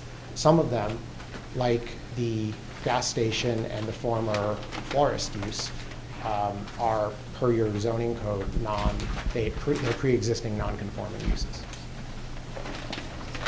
Okay, thank you. You're welcome. The brick sample was passed around. What kind of dictated if that's the final, like kind of, I mean, it's listed here, but the color of the brick? So we talked a lot about that, and we talked with the community about that. There were some questions of the community about potentially lightening it. You know, I actually think that, and I recognize that some of the previous questions were, does this stand out too much? And you know, I talked about the Secretary of the Interior Standards. I mean, we were thinking that, you know, a kind of darker building with a lot of glass would be appropriate here. And you can see that there's, you know, lighter colors, but there are also some darker colors like along the street as well. I mean, I think color is still something that is open for discussion, but I do think that, you know, how we've imagined this with the red signaling the entry, the darker kind of midsection, and then the kind of sloped material, we do think we're actually kind of breaking this down both in material and material variation as well as proportion. Okay, thank you. You're welcome. Mr. Caulfield? Thank you. Let's talk about the ADA accessible unit that you designed. Like, how does that work? If somebody is needing that, they vacate the upstairs there and they live in that area underneath the garage?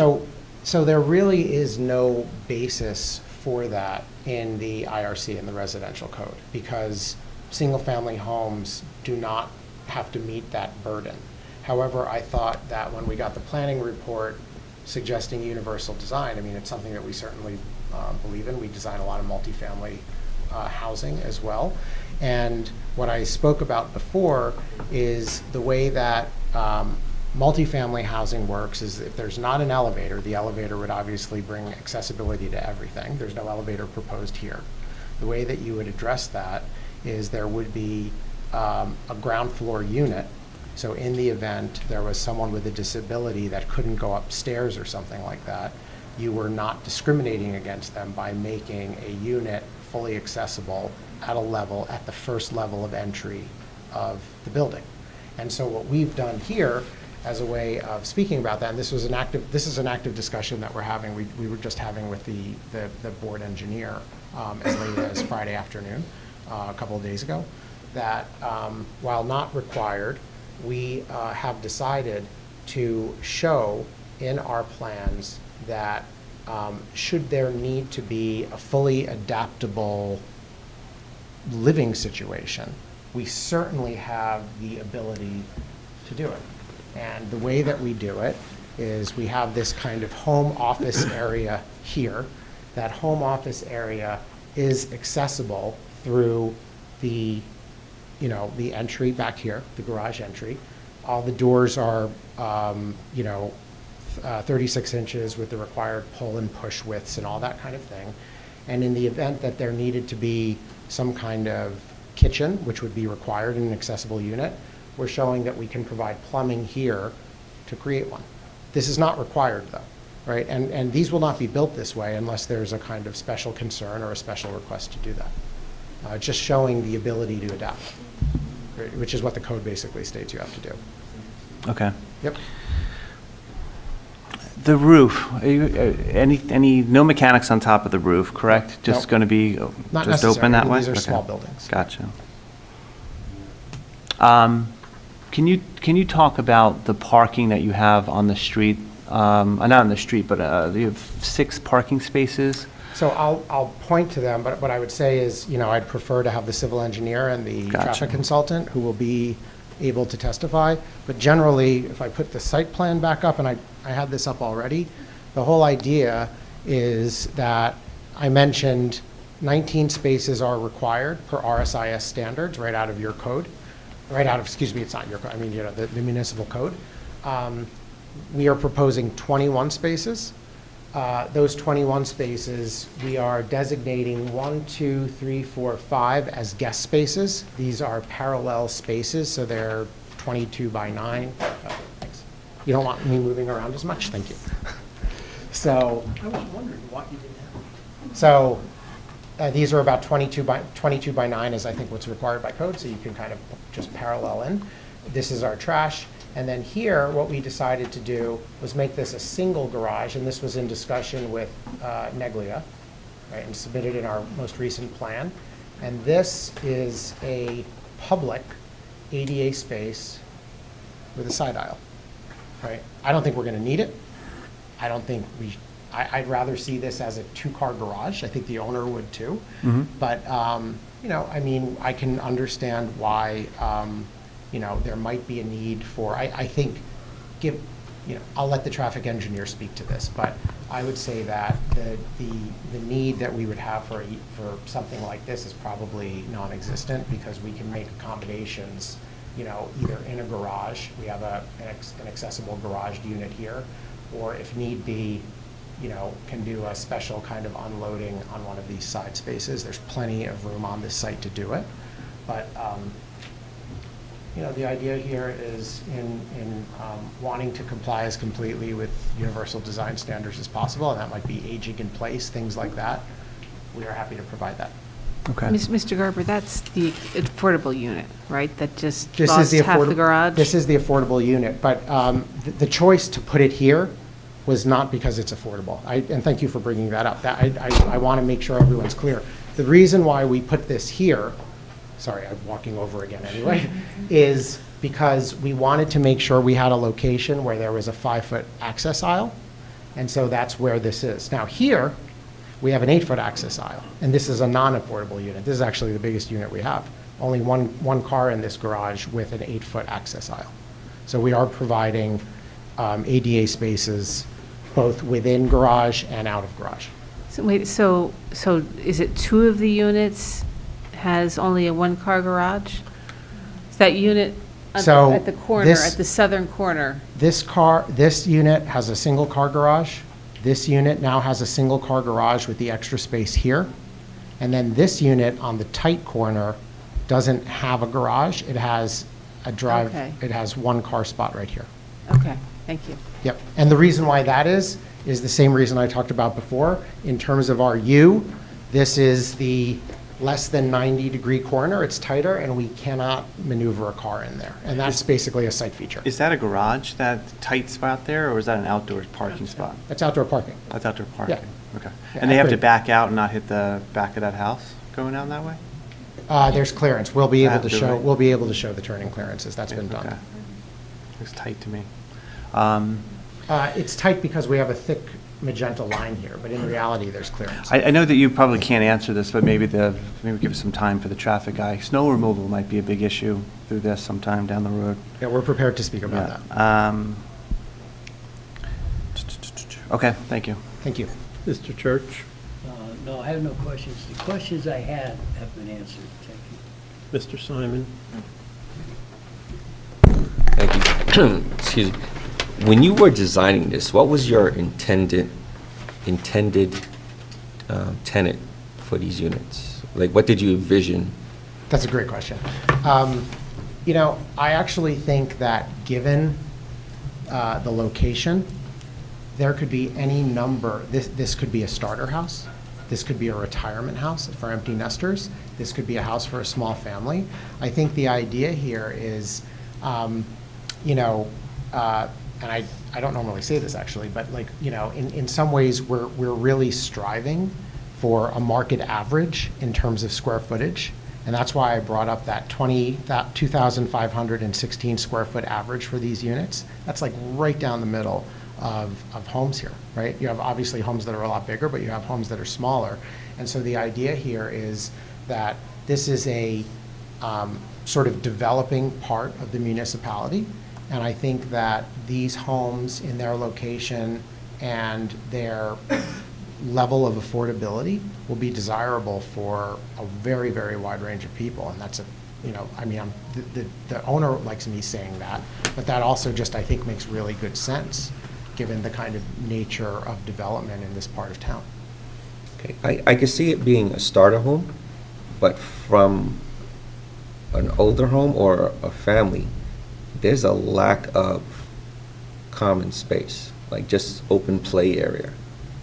There's no backyard for anyone to be outside other than, the open decks that were designed into the home. But in terms of a common outdoor area, I don't see anything here.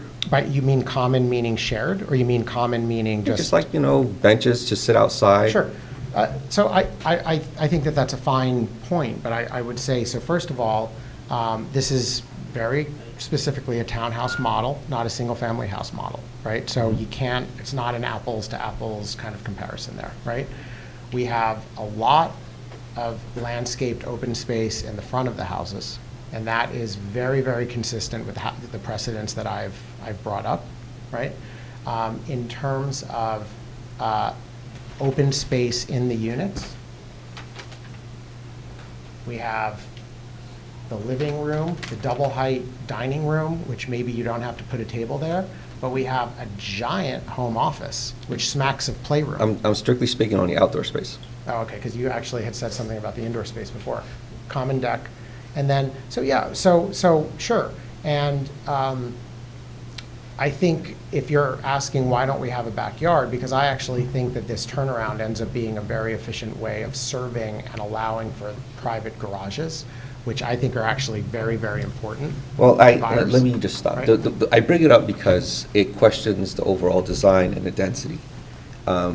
This is a great design for 4 units, but considering the fact that lesser number of units was never considered, if you had 3 units here, 3 buildings, then you would have room to build a backyard or a play space. Well, so hold on, I never said lesser units weren't considered. I think someone else might have, but Okay. I never said that. It was stated. Right. It was stated by somebody someone else, previously right? testified. So, and I that think. hold on, let me finish. Yeah, sure.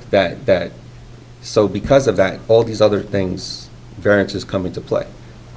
Because you maximized it, you built this property and looked at it strictly from 8 units from the beginning. No. Okay. So- So what other designs were considered? So what would the code allow here? That's not what I asked. I said what other designs were Right. considered? So there were designs for different gangings of units, packs of 3, packs of 4. And I can tell you that the number of units were, in some instances, higher than 8, in some instances, lower than 8, right? And I think that, again, the configuration of the lot, right, is not one that's suitable to a typical subdivision. In other words, you're not going to just cut this down the middle and put a house here and a house here. I guess you could, right? But in my mind, the context, right, suggests an opportunity, in my mind, me speaking, for something different. Why is that? Because of this, right? Because you have wide open space. You have fairly densely packed homes sort of to the west. You have that pattern beginning to start here to the east, right? This is extremely varied. And this ends up being in a very, very comparatively large lot. I talked about this depth being 160 feet, right? And that goes back to a more kind of urban precedent for the subdivision of both Ward and Pleasant. And so, you know, I understand that it's a non-conforming use, right? And we've never said that it wasn't. I just think that the lot is too large to do a kind of single family. Now, is the number of townhouses appropriate? I mean, I would say it is. Is it something that we could potentially discuss? I mean, that would be something for the owner. But I do think that given the size of the units, the amount of the open space, the setbacks, right, we have something that is appropriate and we've made to work, and we've provided more parking than what's required in your variance. Going to the parking, on this design, Townhouse 6, I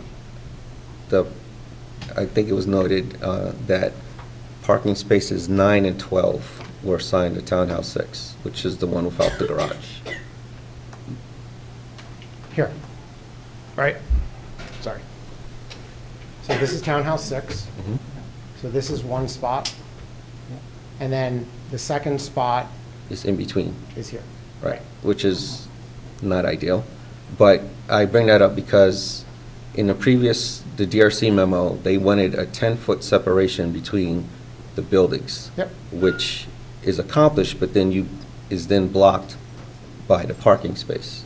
So if you don't need all 21 spaces, why not keep that space open, at least on the Orange Road side?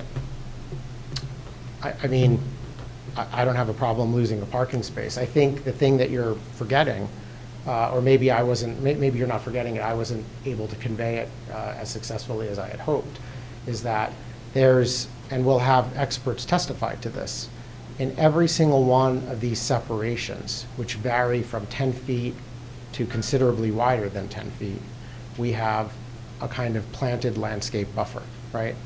And the plantings will be, 5 feet, something like that. I mean, we'll have an expert be able to speak to that. So you're not going to really see cars parked in there. You're going to see a kind of planted void in the sort of town form, right? And you're going to see that in all 3 locations, not only on Orange Road, right? Okay. Mr. Simon, if I could just follow up with that. Mr. Garber, can you testify to the reason for the separations as far as you know, aesthetically from the street? Sure.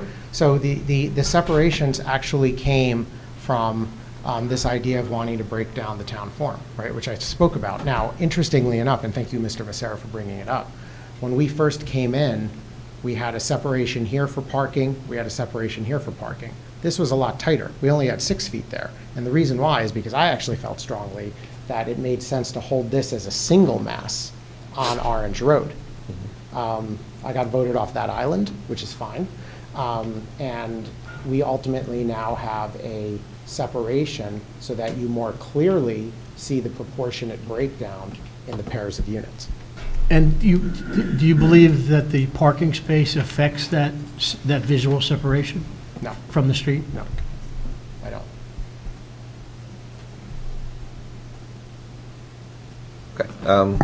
Okay. Okay. So as far as the materials, is there anywhere else in the neighborhood that uses those materials or that appearance for the exterior? I'd have to look. I can't tell you the answer to that, but I think we can look for precedents for sure. So definitely not in the neighborhood, anywhere in Montclair at all? Didn't say that. I have to look. Didn't say not conceding anywhere in the neighborhood. Got it.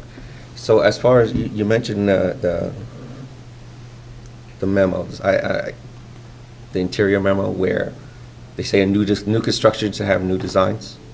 So, yeah, sure. No, so when you're working, so we work in a lot of historic districts. Mm-hmm. And so and by the way, I'm telling you this for the purpose of like anecdotally. This doesn't govern anything that any of us are doing here, right? But so in historic districts, there are guidelines all the way up at the federal level, Secretary of the Interior, adopted by states that carry down through the municipalities. And what the Secretary of the Interior standards suggest is that modifications to existing structures should be reconstructed in a manner that is appropriate with the time that the original structure was built. So if I was going to go in, if this was a historic district, and I was going to go in and substantially rebuild that house, right? I would go look at the tax records. I would find that that house is probably built in 1935, something like that. And I would reconstruct it with wood frame windows, with batten, with all of the materials at the time. That's what the Secretary of the Interior standard says to protect historic elements, right? What they say for new construction in historic districts is to make the new buildings contrast with the old buildings. So they Contrast is the word you use? So they don't suggest making a new building look old. To the contrary. And so what you find actually is more contemporary type of buildings being built as new construction in historic districts. So you use the word contrast, that's what it says, contrast? That's my word. Okay. But it says, it probably says something like differ. Got it. But so what are the limitations to that? As an architect, how do you consider the continuity to the existing neighborhood versus a contemporary design? Proportion, shape, application of materials, and a kind of breaking down so that the proposed asset, the proposed improvement, functions at a variety of scales: town scale, block scale, unit scale. And you feel this fits here? That's what I've testified, yes. Okay. In terms of the development at all, and this may not be fair for you, was there any consultation with the neighbors as to size, scale, appearance? Yes. There was? Yes, I've had numerous communications, verbal communications, email, phone, with a couple of the neighbors, and we hosted a dinner that was organized by the neighbors. I don't remember exactly when, but it was probably several months ago, maybe November. I can get you the exact date, where there was 16 or 18 people that attended, and we have a list of attendees, and we probably spent over 2 hours talking about this. Yep. Okay.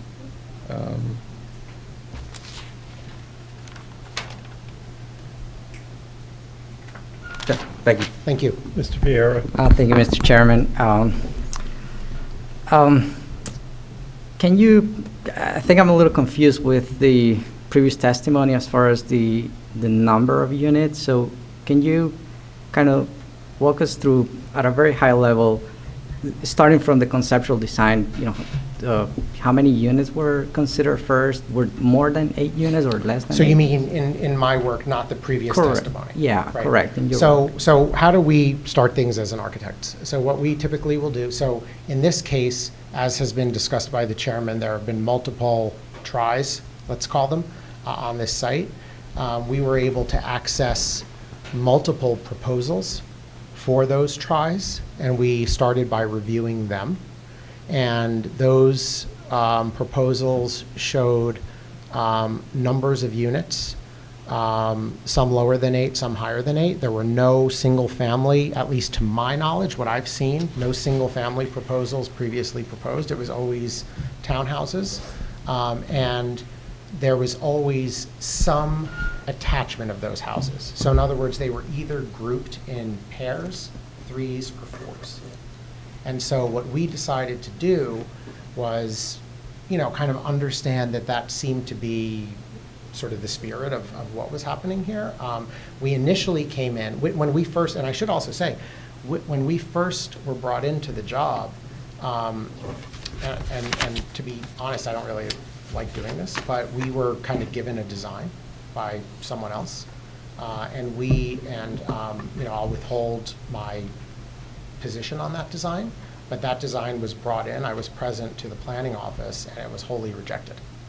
And the reason why it was wholly rejected, well, I don't want to speak for the planning office, but it was wholly rejected.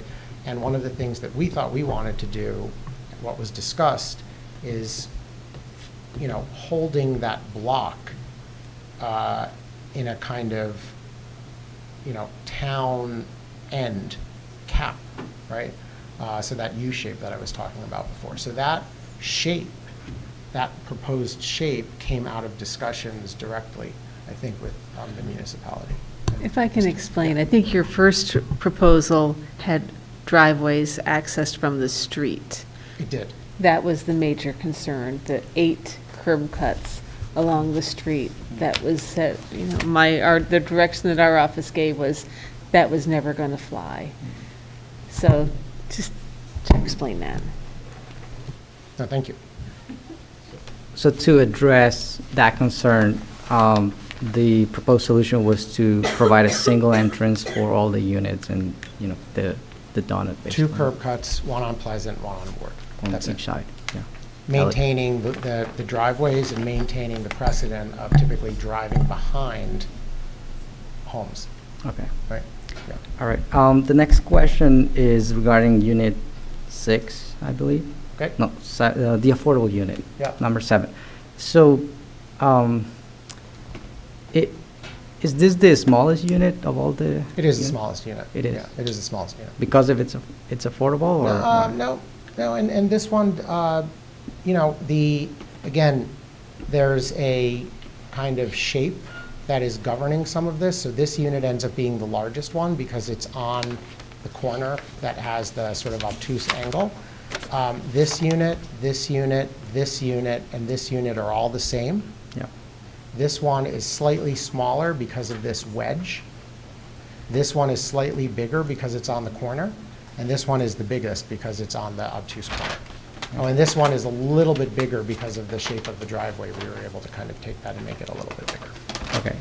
And if I understood correctly, based on your testimony, the reason to eliminate one of the parking spaces in the affordable unit was not because it's an affordable unit. It's because it had to do, location. no. And as a matter of fact, I mean, this is open for discussion because I still don't know exactly how I feel about the necessity of doing that. The affordable unit, up until 5 days ago, with discussions with the engineer, had a 2-car garage, right? But because there was a suggestion that we should have an ADA space that was accessible, it would be hard to put it up here for a couple of reasons. First of all, we don't exactly have room for an access aisle, a 5-foot or an 8-foot access aisle, right, because of the configuration. And also, these are far away from the units, right? So what we decided to do was maintain one accessible parking space here on this corner. And the other one, we decided to cut out of this unit, which has nothing to do with it being the affordable unit. It just has to do with where it's located, because we needed to get a 5-foot access aisle here. So that's the reason why, right? I have a question. Sure. I'm looking at your plans, and your plans show that Townhouse 6 is 2,444 square feet, and the affordable unit is 2,495 square feet. Did that change? That only changed because we had to cut, it only changed because of the subtraction of garage space. The Okay, so living spaces all previously the stayed affordable same. unit was not the smallest, but now it is the smallest? It's the smallest because it doesn't have one enclosed garage space. We basically cut that out of it. Okay. But the living spaces are all comparable. May I ask a question? Mr. Garber, if unit, second one from the left on Orange Road. Oh, here? Yes. Yep. If you eliminated that parking space and put An affordable space here? Yeah, an sorry, an accessible space space there. That would be fine too. And not trade, if the concern is that the affordable unit has one, would that be possible? It would be possible. The reason why this made the most sense to us is because you're coming around and you're already turning, right? You come around this way, or depending on the way, I mean, these arrows could be flipped actually, but if you come around this way, But if the Lower board it. were inclined to approve this, and we're a long way from there, you could redesign that, course. and because Sure. it had been suggested that there's one less, that we have one space that we don't need. Sure. Or perhaps you just designate a different building, a different unit for the affordable unit. That would be fine too. I mean, that would be. Because really, we want to make sure that it's comparable to the others, and it Right. shouldn't be the smallest Right. unit in the Well, if project. it gets back to garage, then it would be. So I think we're open to, Right. to redesignating or moving the parking space. So if- Absolutely. If you look at the upper floors, and we actually purposely made the affordable unit here, the upper floor is comparable to all of these units.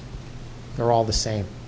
It's exactly the same design, right? So 2, 4, 5, 6, and 7.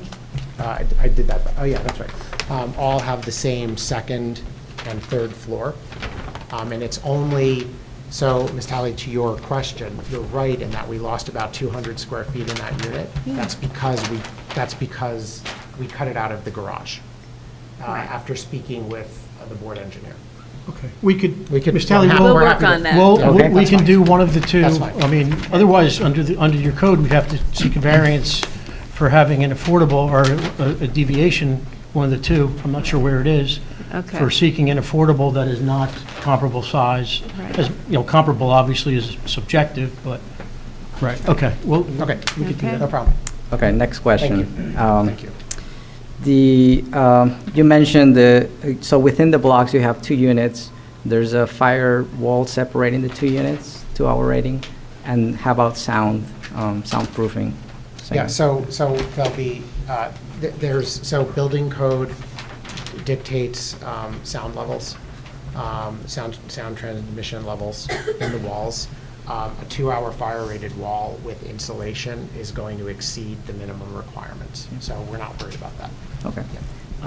The roof deck. So the corner units, I couldn't find the roof decks where the... They're green, they're just, I told you, as I mentioned before, they're tight. And the reason why they're tight is because of the shape of our cap, right? And so these do, the trade-off is these units, this unit is a little smaller, actually. This unit is larger, but has a little bit of a smaller deck. This unit is actually smaller than the affordable unit in terms of its, in terms of its outdoor space, as well as the interior layout. Okay. And what is the material of the roof, the roof deck? It will be like a pervious paver. So usually what Pavers. we'll do is we'll have, in our section, I don't think we've detailed it yet, but, so the section will have a roof assembly, which is in here.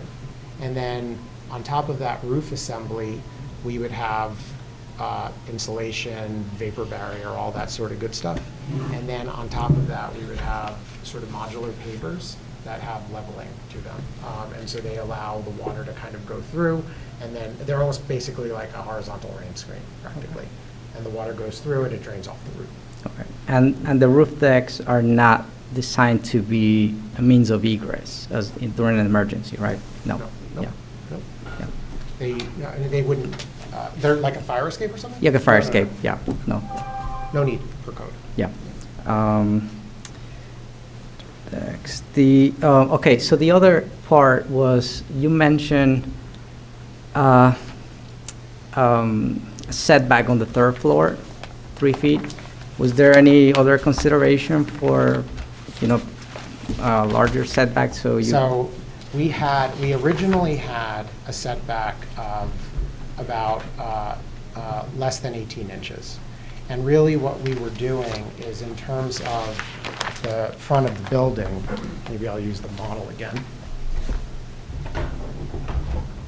In the front of the building, we basically had this wall built with a low parapet, right? And then we had this wall, the 3rd floor wall. I mentioned it's an angled wall, almost like a high angle, like a Tudor almost style roof. That was basically right on the inside of that parapet. And we initially thought that that would do enough to break the scale down of that 3rd floor, right? Now, what that allowed us to do is have bigger roof decks in the back, right? But I think after speaking with planning staff and having our DRC, it was discussed that perhaps we should take that whole third floor and nudge it back a little bit, just to help break that scale down a little bit. And so I think your vantage point is a good one, because you really do see that step. And so imagine from the street, you know, if you were here, right, even across the street, your view angle is here, and we don't have a graphic to show this, so I'm using a laser to be my best sort of eye here. But, you know, so the idea is that that setback also plays with the proportion and perspective, kind of decreasing the prevalence of that third floor on the street, right? Now, if you're asking, can we set it back more? That was the question. Right? Yeah, I thought that might be where you were going. So there's a couple of considerations. First, remember, we have a stair that links everything, right? So that's this stair sort of right here, going all the way up. So if we move the whole form back, that stair has to go back, and that cuts into the garage space. And we really feel strongly that in this, so there was a question before about like who is this being, by Mr. Simon, who is this being marketed to? I can tell you that no matter what age group, whether they're empty nesters or first family, whatever, they're probably gonna have 2 cars, right? So that's one of the things that we wanna make sure that we, you know, provide for here. Okay. I think I have one last question regarding the color.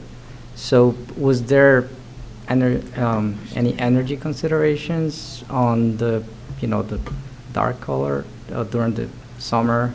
You'll You mean use like more heat energy, gain, basically? heat gain and things like that? Yep. Yep. So no, but you know, right. So right, it is true that darker colors would you know, absorb. They give off more heat energy in the summer. Yeah. I mean, that's certainly, as I said before, the color is not. We felt that the buildings would be a kind of darker, more muted color, but we are open to other. I mean, we're not going to make them pink, right? But I mean, we are open to palettes of, you know, maybe tonally some lighter colors here, for sure.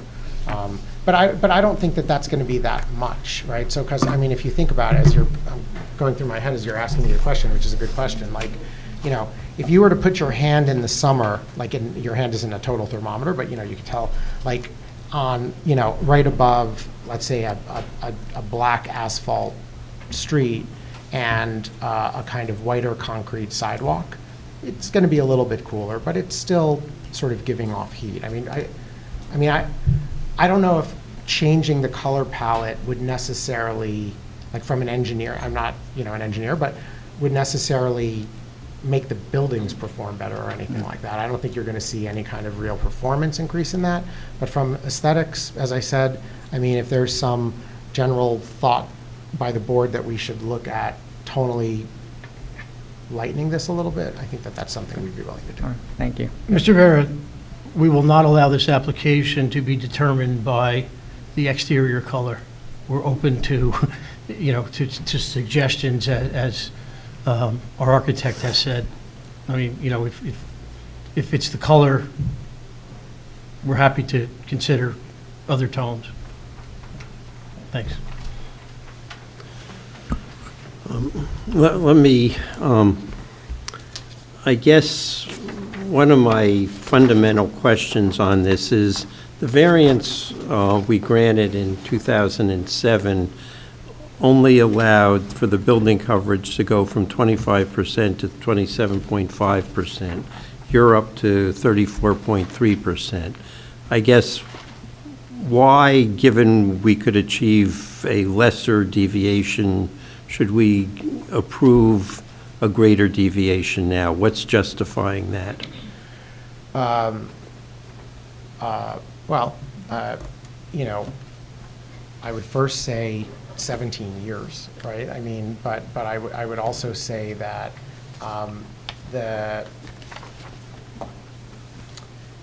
I think, and what I mean by that, I hope that didn't sound callous. That's not what I meant by that. I think that these building sizes are pretty tied to the standards that we're seeing in town. Now, I don't remember off the top of my head, in this area, I should say, in particular, like in this area, I don't remember off the top of my head what the size of those units were. I trust they were probably a little bit smaller.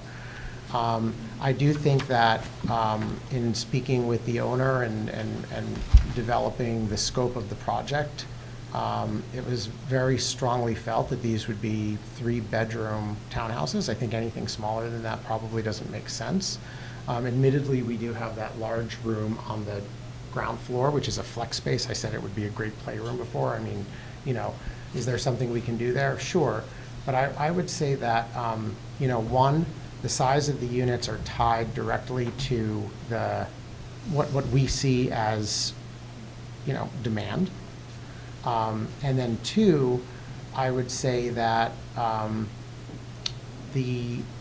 I'd have to look back and see how circulation worked. I may have to punt on this answer, sir, to be honest with you. I may want to like look at this a little bit more and compare. You know, I would have to look at circulation and things like that. I mean, I will say that, you know, I did bring up these building footprints and drive aisles. You know, we cannot count the pervious pavers as part of non-coverage, but we do know that, and I could get you a square footage of these, we do know that there is going to be some performance in terms of recharge that these things are going to do, right? So I don't know. I mean, that probably is not the best answer. I will The get back to you. stormwater, other than I'm going to ask you one question, I swear I'll deal with the engineer, but Sure. my stormwater question to you is, how is the stormwater getting from the roof to the ground? So that will be formally designed, but we will probably bring it internally and actually have it recharge directly out. In other words, there's not going to be gutters coming down the sides of these buildings. We might have some scuppers in the rear, but we will make sure that the water is managed. And I mean, I don't know if you're asking about aesthetics, but we're not going to put gutters all over the front of these buildings. It will be managed in the rear and on non-right-of-ways. Okay, so you testified about the material on the sides of the building. You testified about the material on top of the roof deck. What is the rest of the roof of the building going to be made of? So I mentioned before and you can see on the rear elevations, 1 second. So the material at the base here is a cementitious fiber panel, right? So it's basically a cement board, right? The entire band here is brick, and that goes right to your ordinance with 50% of brick, including in the rear on the second floor. I'm on the top of the building, the roof. The top of the building is also, I believe, I'm not going to say something incorrect here. Let me just look at my notes. I think this is. No, the top. Oh, the roof? Oh, I'm sorry. The roof is going to be, so we haven't detailed that yet, but the roof is going to be a roof structure with a waterproof, like a cement board with a waterproof membrane that will have insulation under it based on insulation standards, R38 or something like that. And then we'll actually put our deck on pavers above that. Okay. Well, that's how it would be done here. No, above the building part, the roof above. Yeah, so that would be basically, as I described, a snow deck. Simple. Roof structure, right? So joists. No, I understand. I regrettably represent developers who have to do apartments with flat roofs and know what's involved to make it waterproof. What is the very top material going to be made of? Membrane. And we will, you just said something, I assume you're an attorney, you said represent. So, sorry, I hear things. So. I am an attorney, that is true. We would have, I was like, how is a board chair representing? So I got it. So basically what happens is you do a calculation, you do an energy check, right? We run energy models in our office, right? There is going to be a certain amount of insulation that is going to be needed on that roof. Now, in addition to insulating joists, the right way to do it is you have some kind of cement board or something on top of the joists that is impenetrable to water. On top of that, you put more insulation to get to your R38 or R40 or whatever it is. What you do is you figure out the minimum amount of insulation that you have to get to your R38, and then the rest of it, you actually have thicker insulation that is tapered. So the insulation is actually tapered from the minimum thickness required to something bigger than that to control the flow of water. Okay, and because that's my real question, I'm going to assume you're making it watertight. Is the water being directed to the rear of the building? The water is, the civil engineer will speak to that, but yes, the water will be primarily, my understanding is to the rear of the building. Okay, well, it's your architectural design in that, and I'm trying to, going from the top of the third floor roof down to the deck, which is in the rear, What I believe and then the down to the ground is part of your building. Correct. I own that, 100%, authored it, own it, right? What I'm saying is, and the civil engineer is not here, there will be further testimony. What we're going to do is coordinate our work with the civil engineering work to ensure that you have positive slope that is going to collect the water and allow it to drain out. What I would guess, and I don't have the drawings in front of me, so I'm going to just venture a guess here, that it's going to come out and then out this way to the street, right? So it's going to kind of collect Okay. slowly. And I'll deal with the civil engineer Yeah. on that part of it. Thank you. Okay, on your deck, your exhibit shows a railing around it, and I want to understand how that relates to the planters you're putting in. And let me first ask, are the planters on all sides, or the three sides that are at the exterior, or just one side? Yeah, thank you for asking. That's a great question. So obviously, we'll talk about the corners as oddballs, but on the primary units, 2, 3, 4, 5, 6, we have planters on 3 sides. We do not have a planter here. This is where window and door. And the railing, so technically we wouldn't need a railing if we have a high enough parapet. What we like to do, because you can never be too safe, right? We will have a parapet that meets code. We will have a 18, 20, 24 inch, I don't know what it is, but it's in our drawings. It's probably something like 2 feet. Depth of planter that goes all the way around, right? And then inside that, we'll have a railing. And that railing will ensure, I mean, look, yeah, I can't keep people from climbing all over things, right? But from a code point of view, this is beyond the kind of standards to make sure that there's safety there. Okay, and in terms of how high will the railing be in relationship to the planters? I mean, people are going to want to reach over to the planters and plant things. You'll be able to, you'll have access to the planters. The railings will be about 6 inches higher. The railings will be set at 42 inches. The planters will be set at 36. And the parapet, I think, is 39. Okay, so you're basically saying the railing's going to conform to code even though you don't need it, is that correct? Correct. Correct.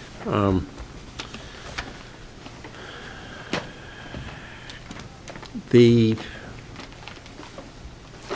my understanding of your testimony is the building facades are all going to be identical in all the buildings, is that correct? They are, let's say they're of the same family. There's modest differences based on areas of materials, but in effect, this are the same. This is a little bit wider.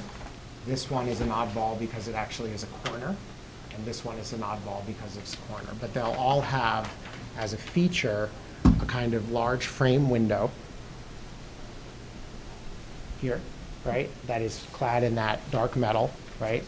We'll have casement windows up top. This will be a fixed panel. This will be casements. This will be a large casement window, and then you have your entry set in.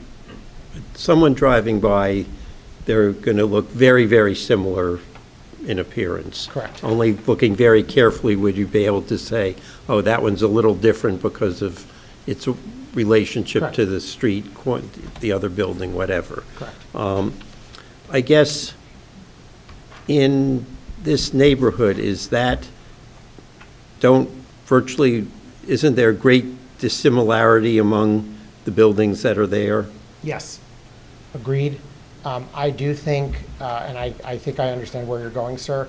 I would say that if this was something on the mid-block, where let's say we had townhouses over three lots on the mid-block that were connected, I would 100% agree that they should vary, maybe not in proportion, but at least in material, right? So color, right? I think the fact that we are capping a block, we're doing something that, and as I said, I think to Mr. Simon, we're really trying to allow this building to operate at 3 scales. We're capping a corner with 3 frontages at the largest scale. We're pairing buildings at a kind of middle scale, and then we're differentiating single buildings with things like a variety of window sizes and a window frame at the smallest scale. I guess I'm going to do let's start off with, this is not an historic district, and this Secretary's guidelines are not really relevant, but I guess I would state them a little different. I would use the word, if we were, differentiate first. You know, the goal of the Secretary is, if you're building something new in an historic district, you want people to know it wasn't built back then, and it'll look different and not be of something that it's trying to look like it was. If it's a say an 1890s historic district, it would not be built at looking like it was an 1890s building. It would. Yep, agree. You'd be able to differentiate. And yep. I guess what is the ordinance section that you think requires your use of the brick? I have it here. 281.8 4B6 requires all side and rear elevation shall be faced with brick or quarried stone. The balance of such area be faced with materials suitable in quality, durability, and appearance. And then 281.8 4B7 requires not less than 50% of total area of front elevation in each group of dwelling units, so this is for townhouses, shall be faced with brick or quarried stone. So we're just trying to match the ordinance. We actually came in with less brick, and it was suggested that we should follow this, which we have no problem doing. Okay. Are there any members of the audience who have questions for this witness? And again, this is just to ask questions and just about his architectural testimony. We'll get to the engineer. You want to come forward?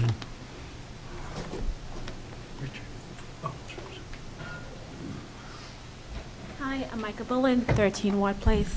Mr. Garber, we talked about this before when we had a meeting on January. However, I didn't see you mention any of this. Since there's gonna be an entrance on Ward Place and then one on Pleasant Way, I think we had suggested having some stop signs and pedestrian crossings. I did not see this in this presentation. I don't know if this is formally incorporated in your application to the township. So we'll make sure the civil engineer testifies to that, but we have no problem with that. Okay, thank you.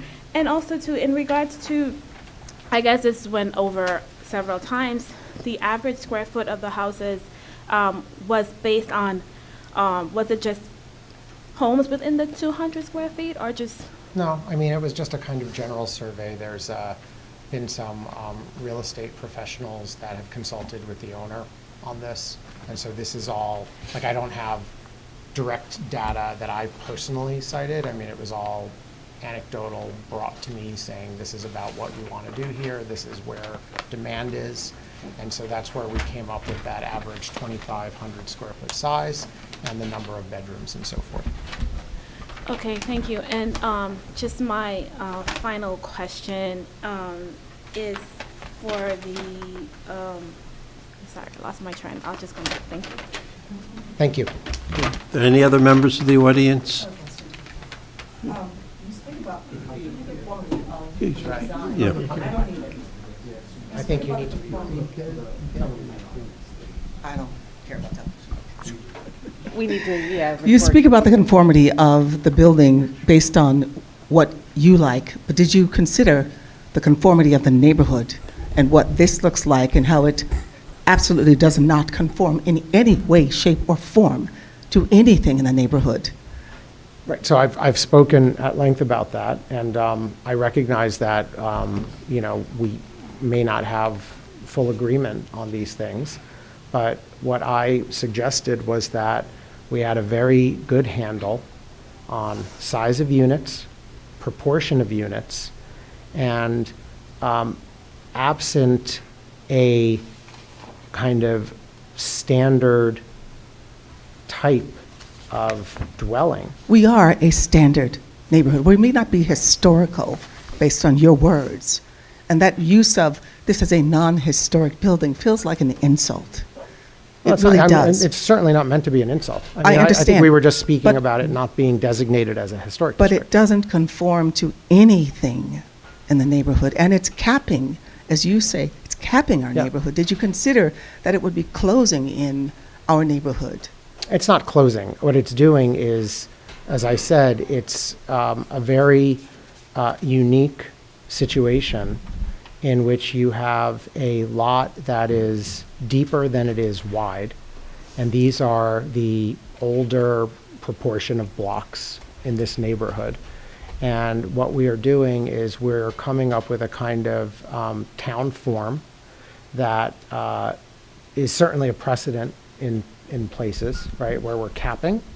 And then we're looking to break down that building proportionately, in a variety of ways that I've spoken to.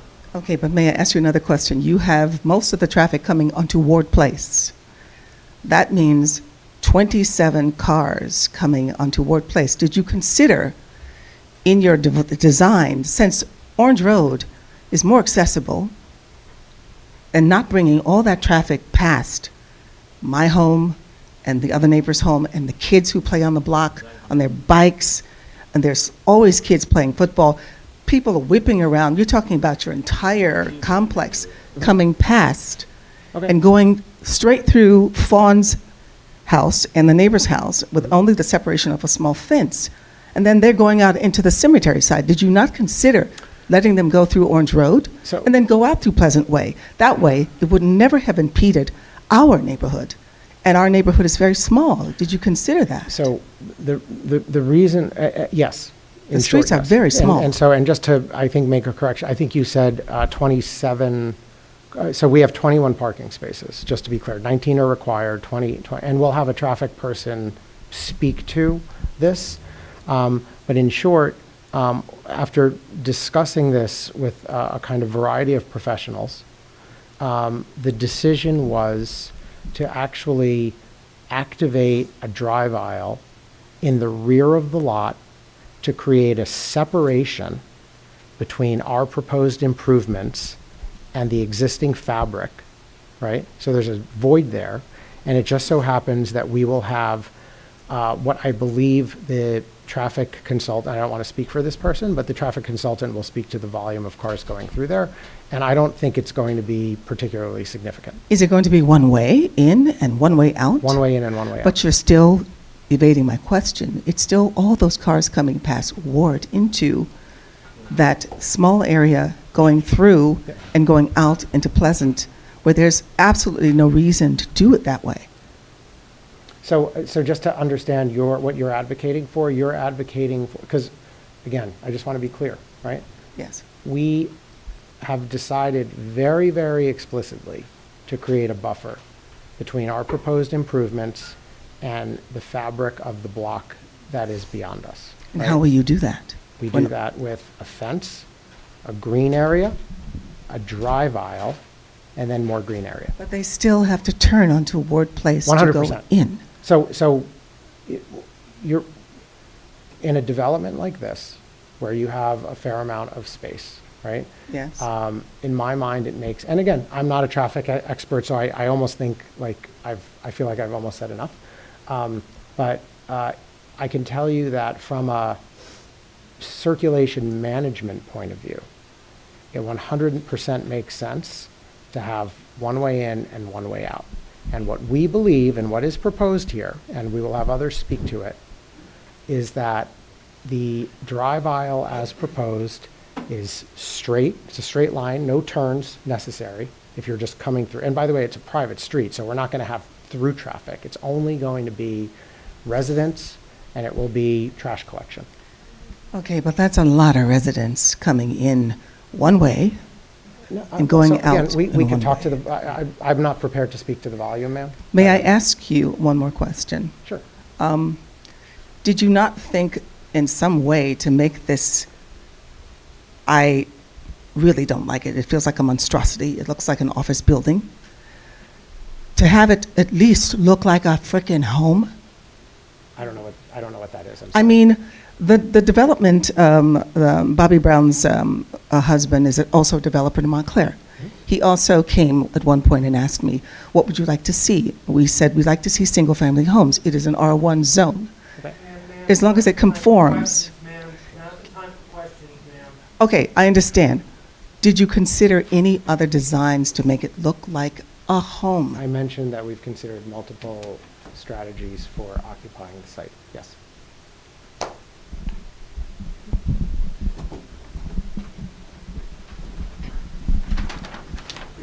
Thank you. Oh, Hi, Stacy Cooper, 9 Ward Place. Sir. So I think the biggest thing that keeps on coming up is the facade and the look of the property. It's come up several times here. I could vouch that I think every single person here is going to say the one thing that no one likes. Listen, we've looked at an eyesore. Sorry. I think that's the biggest thing. I don't think you have to take into consideration. Ma'am, there's going to be an opportunity for everyone to speak about this later at the end, toward the end of the meeting. Okay, but Right it's now, 10 just a o'clock, I period. know. Now, right Okay, now, it's just a so period. someone of else time to ask a ask question and put what it looks like into it, please. I don't know if I will, but I do have a question. Juliana Cardozo, 7 Ward Place. My question was about the density, because I know you said that the size of the units are proportionate and average. I was just wondering about whether the density of this property is in line with the other density of other townhomes in Montclair. I don't know the answer to that off the top of my head. I will tell you that the density is more than single family, but we can find that out for next time. Yeah, because you mentioned it's townhomes, right? Yeah. So specifically to that. Okay. Thanks. May I ask one last question? You said you had meetings with the neighbors in the neighborhood. Who would that be? Because we live in the neighborhood, we're across the street. I asked a question. You said you had meetings with people who live in the neighborhood. Someone asked that question. I live across the street directly from this property, and it's all I've looked at for years. So I would love to see something go there. Who did you have dinner with in the neighborhood? Because So we had dinner with a variety of neighbors, and I'm not quite sure how people were necessarily invited, but we had a very positive and like a fun time, actually talking about the project and, what it's doing. Yeah. well, gee, living across the street, I would have liked Yeah, the consideration. Yeah. I'm sorry. I get it. Thank This is you. our home. But I know, but thank you. You're doing a great job. And it feels like Thank some of you. you guys work for them. No. We just have a protocol that we need to follow. Otherwise, chaos ensues. Actually, I wanted to point out where the garbage is going to be. It's locked. Okay. Well, Fawn Coward, 8 Ward Place, next door to the lot. Where the garbage is going to be placed, is it necessary to put a big container there? Because Montclair has 2 days of garbage pickup. Can't people just put their garbage in a bin and wheel it to the curb like we all do? Because I'm just concerned with rodents and odors and, I'm right We would be behind that. happy to revise the plan if Okay. the board wanted. The original plan was to have garbage be brought in and out on garbage pickup days. Right. It was suggested to the applicant that he designate a spot for trash collection. Okay. The applicant would be more than happy not to have that. There is the ability of the property owners to bring it out to the curb. Right. So, Okay. again, the applicant would be more than happy to do that, but it's up to the board. Okay. Okay. Can I Thank you. suggest, would there be dumpsters in that area, or would you be canned? Cans. With some kind of, probably with some kind of enclosure. I don't know if it would be. Enclosure, but- Yeah, the ordinance But requires an dumpsters are enclosure. allowed. Dumpsters Right. have No, it would loud just be to- roofs that, right. you know, It would just be to bring the cans, so right. it's a place to keep cans. Well, not to keep, To store basically, cans. to bring the cans, wait for pickup, and then bring them back to the units. Right, so cans would be stored in the garages, right? And because we don't,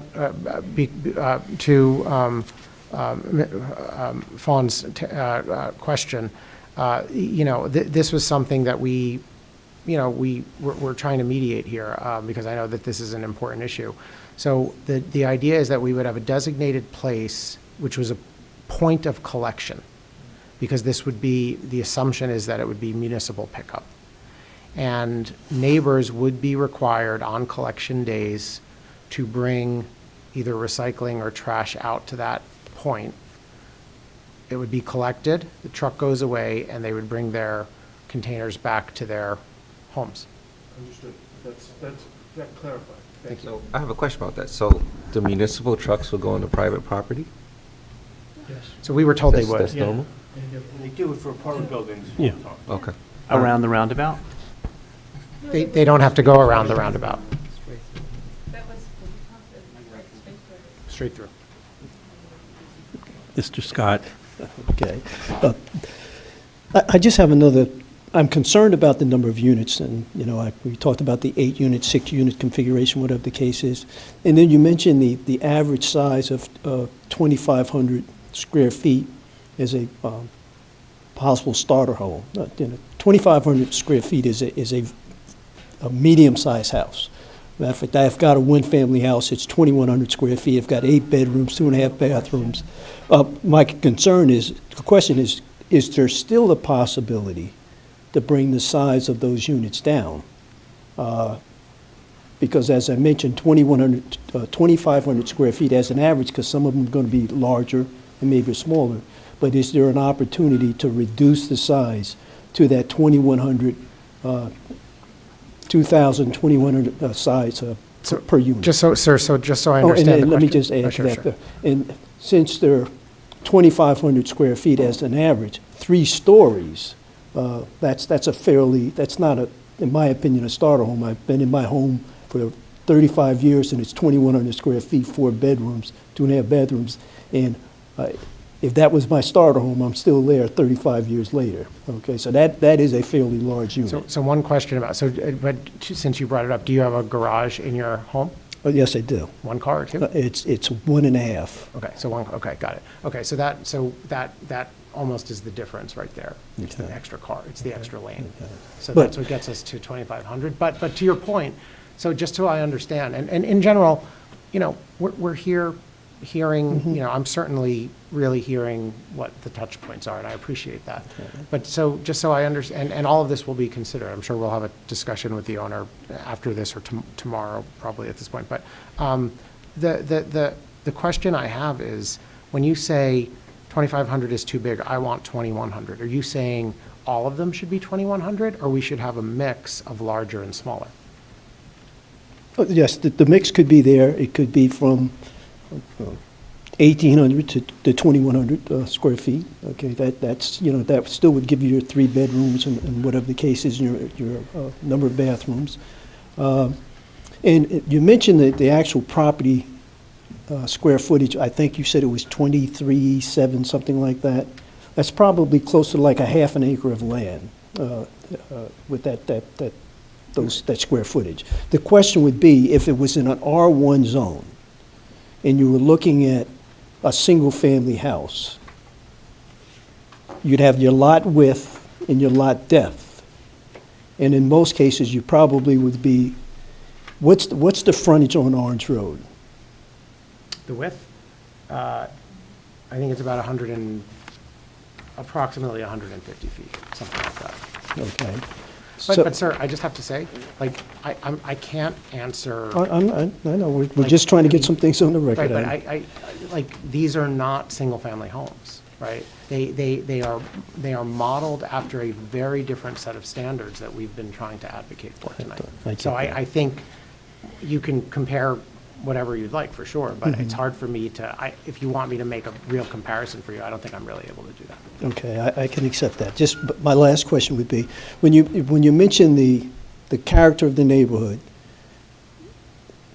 and I live about 250 feet from this particular property, that's why I wasn't noticed, okay? I have a two-family house. It's 110 years old. It may not be on the historical records, but it's an historical house, okay? And I believe many of the houses in the neighborhood are in that 85 to 100-year plus age.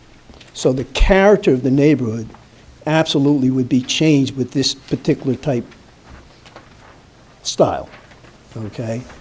And if we're looking for change, that's not a problem, but I think that you don't want to overlook the character of the neighborhood, because the character of the neighborhood far exceeds what this particular look might bring to the neighborhood, is my concern.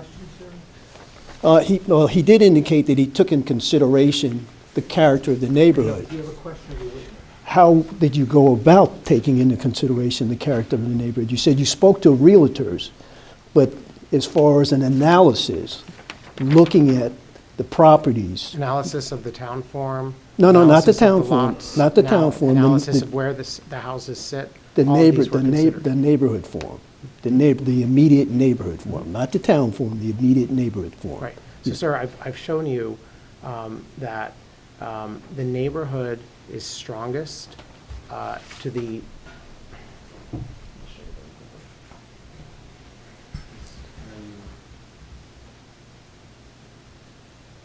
So the form that you're talking about is here. Rich. Sorry about that. The form that you're talking about is back here. And I want to 100% agree with you. That form breaks down here. That form certainly breaks down here. That form totally breaks down here. It sort of starts again here. It kind of is there. It's definitely not here. And it's not there. Right? So this, I 100% agree with you. Right? But what I'm saying is this is not really 100% part of that. It's part of this. It's part of that. It's part of that. It's part of that. It's part of this whole corridor. And that's what's driving the decision making that we're making. Okay. Thank you. Thank you. Nice meeting you. Are there other members of the audience who have questions for this witness?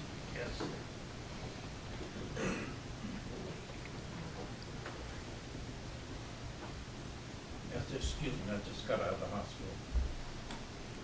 You want this? I can bring this to you.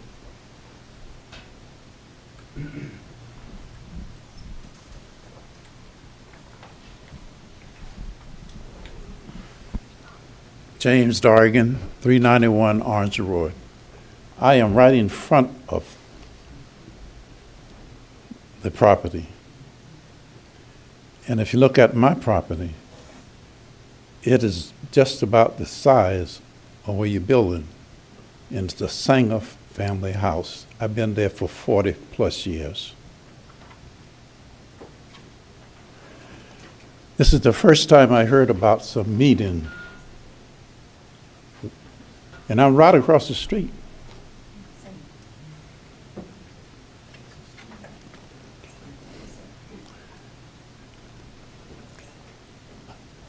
I don't see where that we should be changing the neighborhood to townhouses. Sir, do you have a question of the witness, please? Why would you want to change? Thank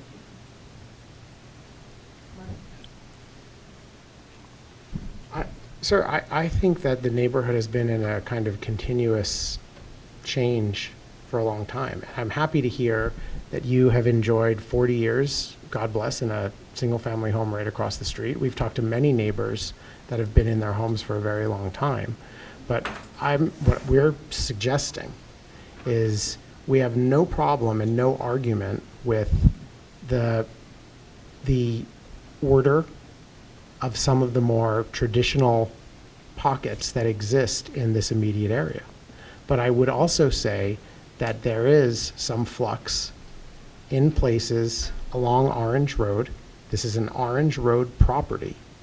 And we're merely suggesting a use, not a conforming use, but a use that is more in line with the use that is permitted here on a lot that's larger, that in my mind seems an appropriate fit for a residential model such as the one we're presenting here. A little further down Orange Road towards East Orange, there are two new houses that was built about 15 years ago on a large property, and there's just two houses on that property conforming with the neighborhood. To my, I don't see, and I hope that you can consider, if you was living in the neighborhood, would you want it changed? Thank you. Any,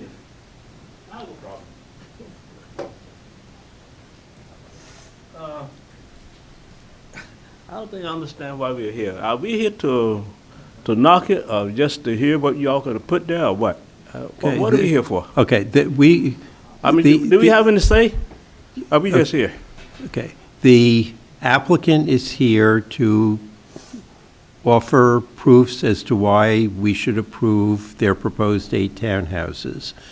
You are here to, one, at this point, ask questions, and then when they are done doing their presentation, give your point of view as to what should or should not be occurring on the property. And after everyone has had their chance to speak on the project and ask questions on the project, the board will vote and decide what to do. I mean, I'm right there. I have two houses right behind there on Pleasant Way, 69 and 77. I mean, I think you'd like trying to put New York and New Jersey. You're putting too much stuff there. Okay, You got a lot of kids in the area and this and okay, that. you'll get to say that later. If you have a question for him as to, Yeah, because my question, what I'm here for, I don't have no say whether you can do it or not do you it. you have say, that's why you're here. I mean, a lot of people leaving and Sir, we haven't solved it's just nothing. not your time to say it. You have a time. So otherwise, I don't need to be here. No, you need to be here and listen, and respectfully, if you want to be, you're welcome to be here. You have Yeah, a right if to ask I don't have no questions. say, so I don't need to No, be you here. have a say-so. It's just, this is to ask questions. It's their turn, then you'll have your turn. Okay, anyone else with questions? I have one last question. Where do you live, sir? Are you from the neighborhood? No. No. He talking about it. Where does Mr. Klepner live? Are you from the neighborhood? And I don't really think that's relevant, honestly. It is. No, it's not. You said that, Please, Okay, let me finish, Mr. Rubin, Mr. Rubin, People have a right to come into a town, even though they don't live there, and buy property and build it. And I have a right when I bought it. okay, Mr. Rubin, not your turn either.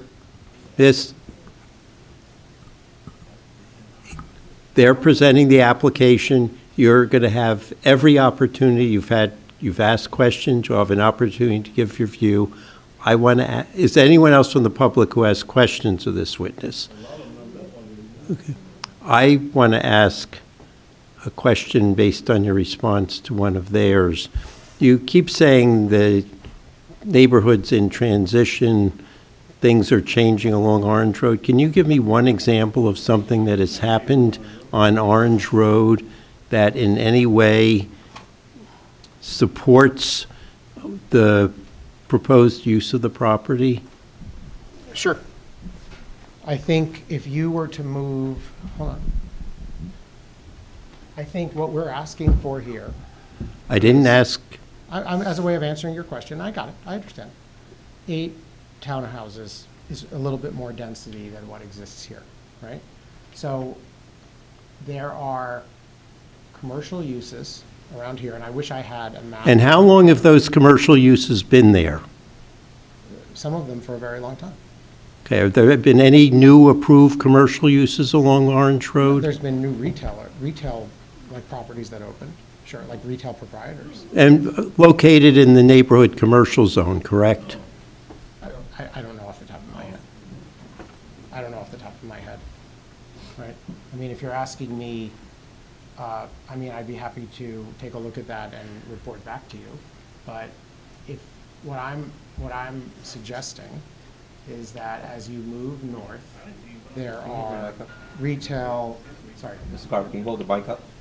As you move north, there are commercial and retail proprietors that, in my mind, would support a modest increase in density. Okay, and if they do, they can come to the hearing. One of them's running for office in the 4th Ward, who owns a business in the neighborhood commercial zone. You know, what they would do or not do, it's, you know, really pure hearsay, and we don't totally exclude it, but, there is a very vibrant South End shopping district, which is zoned commercial, but that's been zoned that way for as long as I know, which is unfortunately a very long time. I'm not sure how that can be used to justify what you're proposing here. You indicated there were changes occurring along Orange Road, and I'm just dealing with the area. What I meant, and so maybe I said that through. Just to be clear, what I'm saying, and this is anecdotal, is from this site, I was able to walk, not drive, to commercial, restaurants and establishments like that. And so when I meant by change, I think, is in the context that you're saying, is that what I was suggesting is the modest increase in density here is supported by retail establishments that are accessible not only by car, which I think we have covered by parking, but by walking. And I do feel like Orange Road is not Main Street, right? I mean, I understand that. I'm not suggesting it is. But what I'm saying is that there are very accessible, walkable places right from there. That's all I was saying. I don't know how that gets you to, this site should have townhouses. We'll leave it there. Yeah. Okay, Mr. Massaro, who is your next witness, and how long do you think it'll occur? How long Mr. Chairman, my next witness is going to be my planner, so I'm not sure how long the board usually goes, but this may be a good time to adjourn. I mean, normally we'd go later than this, but I have no expectation that your planner will take less than an hour. No, not at all. And we may want to huddle just Okay, based and on. let me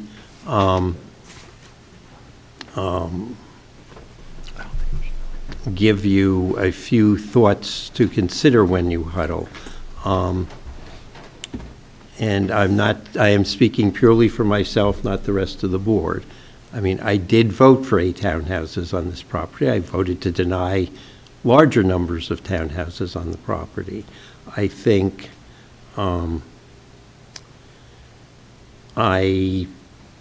there are a host of issues with this design. I think it is totally incompatible with the neighborhood. And that's not saying townhouses as I said, I voted for town. I'm not saying that. I think, I mean, lots of towns, they're talking about a larger scale than this, require differentiation among units in a multifamily, townhouse development. The layout of the property, there are a lot of difficulties that are presented. you know, I do think, given the nature of this, I'm not sure the logic of having the trash container where, you know, I'm struggling there, and I certainly am not sure of the logic of putting it next to the properties, you know, the single-family homes on Ward Place. You know, I just, let me do some other things that, more in terms of, you know, the stuff you submitted recently, the board hasn't gotten, and we need to get that, and I'll leave you to talk to them, and so that's all accessible to us. As we indicated before, the environmental information, and then that can be made available to the public on the township's website. You know, as I indicated in my question, I am struggling, and I'll have questions on the engineer on the impervious coverage, but I'm struggling on why we're doing a greater building coverage than what we approved previously, because I think that goes to some of the site constraints that are there.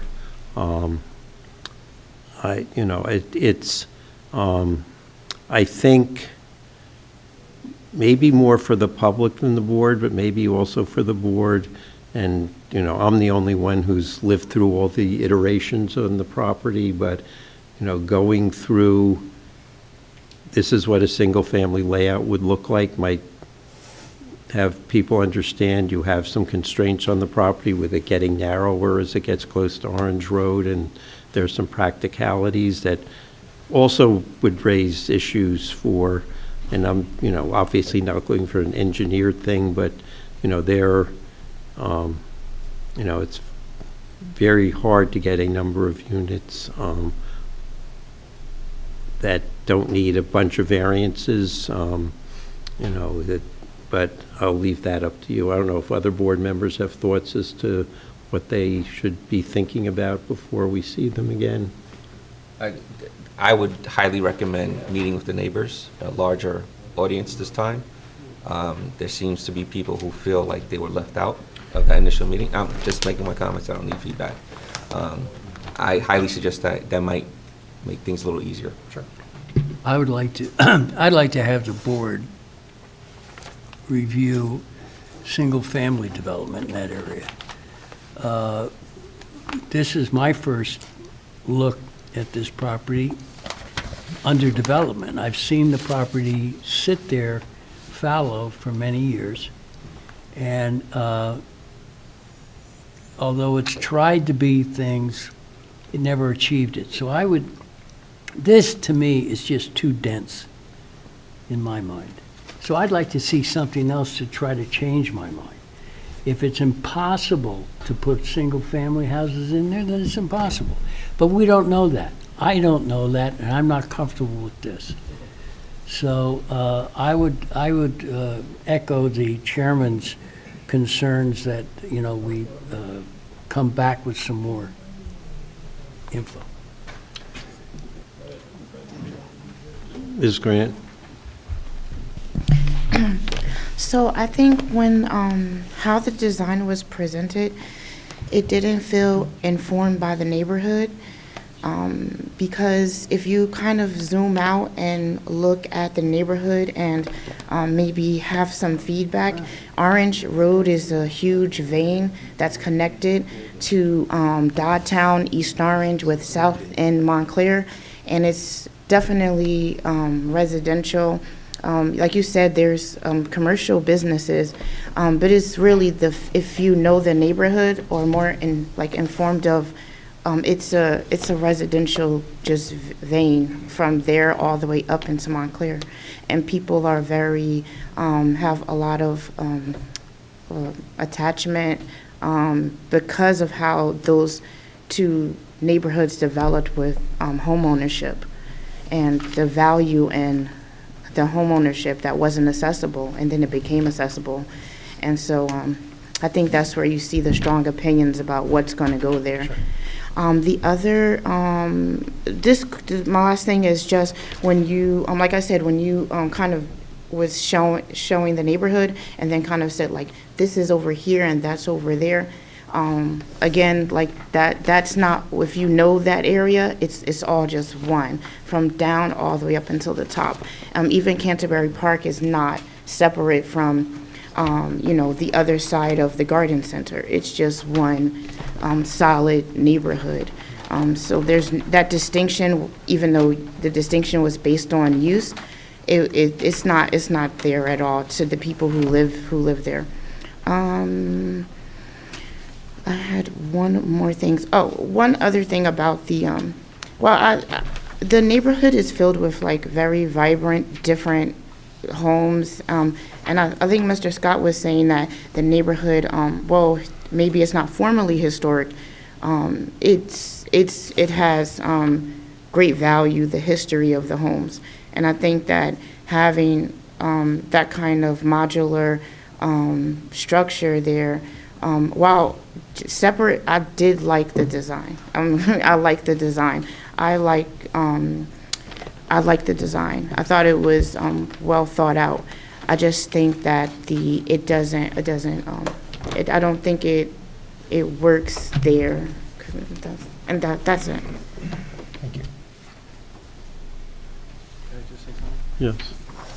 Just really quickly, Janice, like, on a planning aspect, this is, like, they want us to spot zone this location, but is there any thoughts from a planning perspective of what this lot can do, or any thoughts on that? Well, this lot has a unique history. It's a pre-existing non-conforming use. It's been used as a commercial use for many years, but it's zoned residential. So there's an inherent inconsistency there, which is why they're here. Yeah, they're here from 2006. Yeah, and that's why you'll spend a lot of time reviewing this and considering options. Mr. Pollack. Right. I think a couple of things that I would mention to you. One is, first of all, I want to say I strongly agree with Mr. Simon. I recall from our previous hearing, I certainly walked away from it with the impression that neighbors were in support of this. And so it sort of has a different feel tonight. So I just simply want to call that out. So I would look at that. But the other thing is, regardless of the design, so it seems like the nature of Ward and Pleasant, the way the neighborhood sort of loops, it seems to have, it may not necessarily be technically historical, but it seems to have a unique character. And so the question would be, in the design, how could you, whatever ultimately is approved, whether it's townhouses or it's single-family homes or whatever ultimately, wherever we land, because something will happen with this piece of property eventually, that how do you carry the benefits of that design through that little neighborhood so that it feels like a whole? Even though, you use the reference to a cap, which is fine, I really sort of get that. But how do you sort of take the design features of that so that they carry through the neighborhood, so people feel as though it's part of a whole, rather than sort of this addition that has been simply dropped into their neighborhood. And that's not easy to figure out, but I simply would lift that up for consideration when you sort of huddle and think about what are the design features, and maybe it's a matter of lighting. Maybe it's about, how do you sort of continue a theme of lighting through the neighborhood that makes it feel like, it's all part of a whole, or there may be other features like that that simply do that. I have no idea what it is, but I simply would call that out for your reflection. Okay. Yeah, let me throw out one other thought that actually I'm surprised they didn't. Why not do all the access from off of Pleasant Way.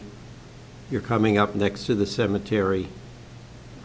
You're not having the traffic ward, and I understand the traffic engineer's report, and I normally do bigger developments when I'm on the other side, and, you know, but it is what I will call gratuitous traffic on Ward Place, and given I'm not seeing any reason why that's not doable. You'd have to widen the driveway coming off, but that's would be compensated for.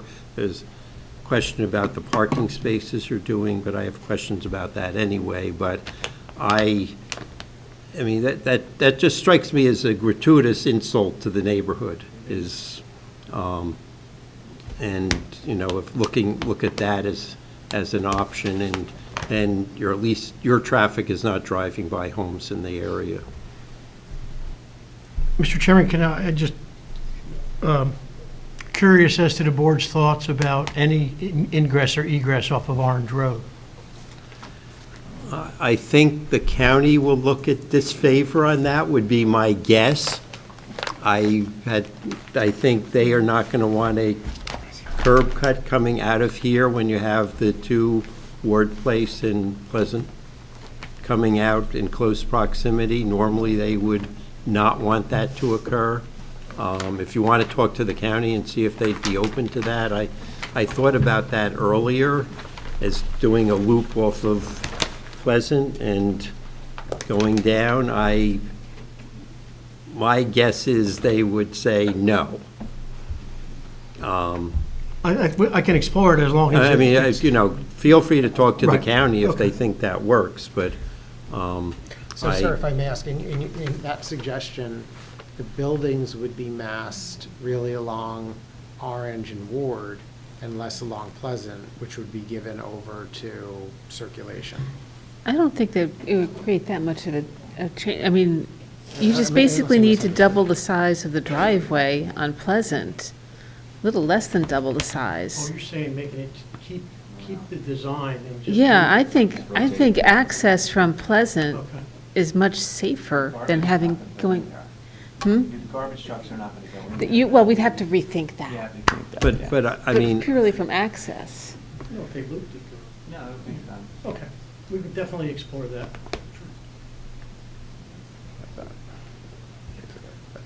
And you can make the building smaller and then it would all fit. Solve multiple problems. Well, we have some ideas, so thank you for the input, it's appreciated. Where are we, yes, we will continue you. We promised the June, I forget the date, the first June meeting. It can be July 17th. The June we carried another application. I know to that. June 5th. What do we have for the second June meeting? 19 June are 3 residential applications. Any reason to think any of them are other than quick? They all are quick, I believe. 3 of them. There are 3 of them. Yeah. But, you know, some of those go in half an hour. I cannot comment on that. Okay, that, yes, I understand, but I'll give them the option, but what, other than those 3 residential and the one we carried, what else do we have? July. Yeah, you could be after the residential applications on June 19th, or We can- have the whole meeting on July 17th.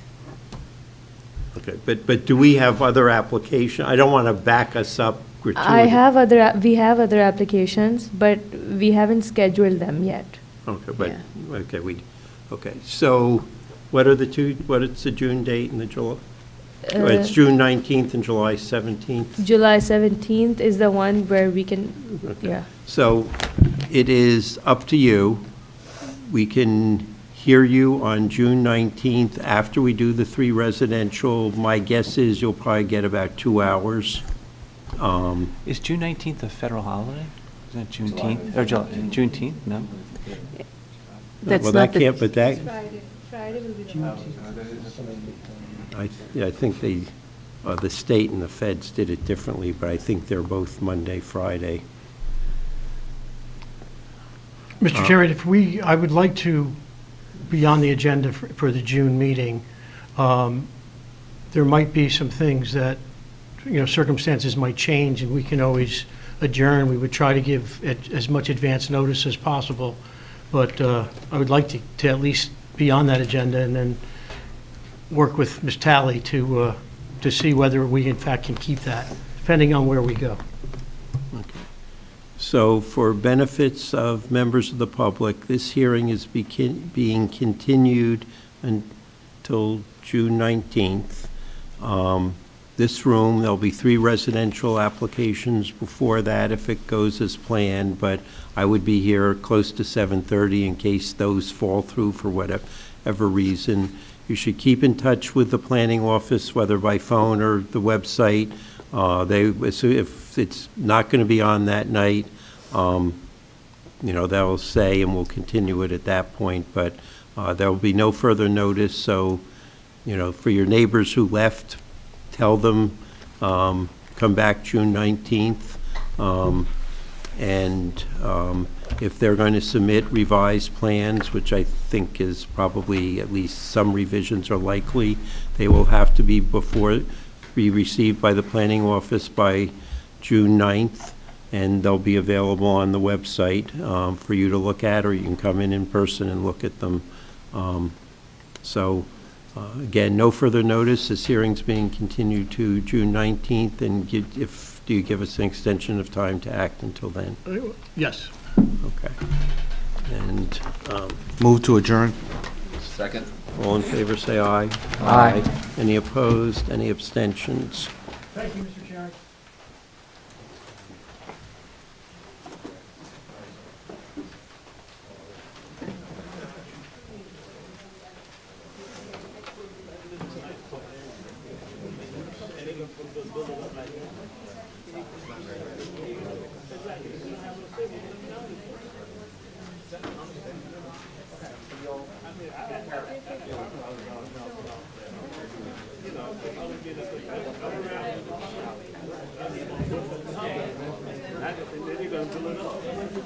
Can you guys bring it upstairs?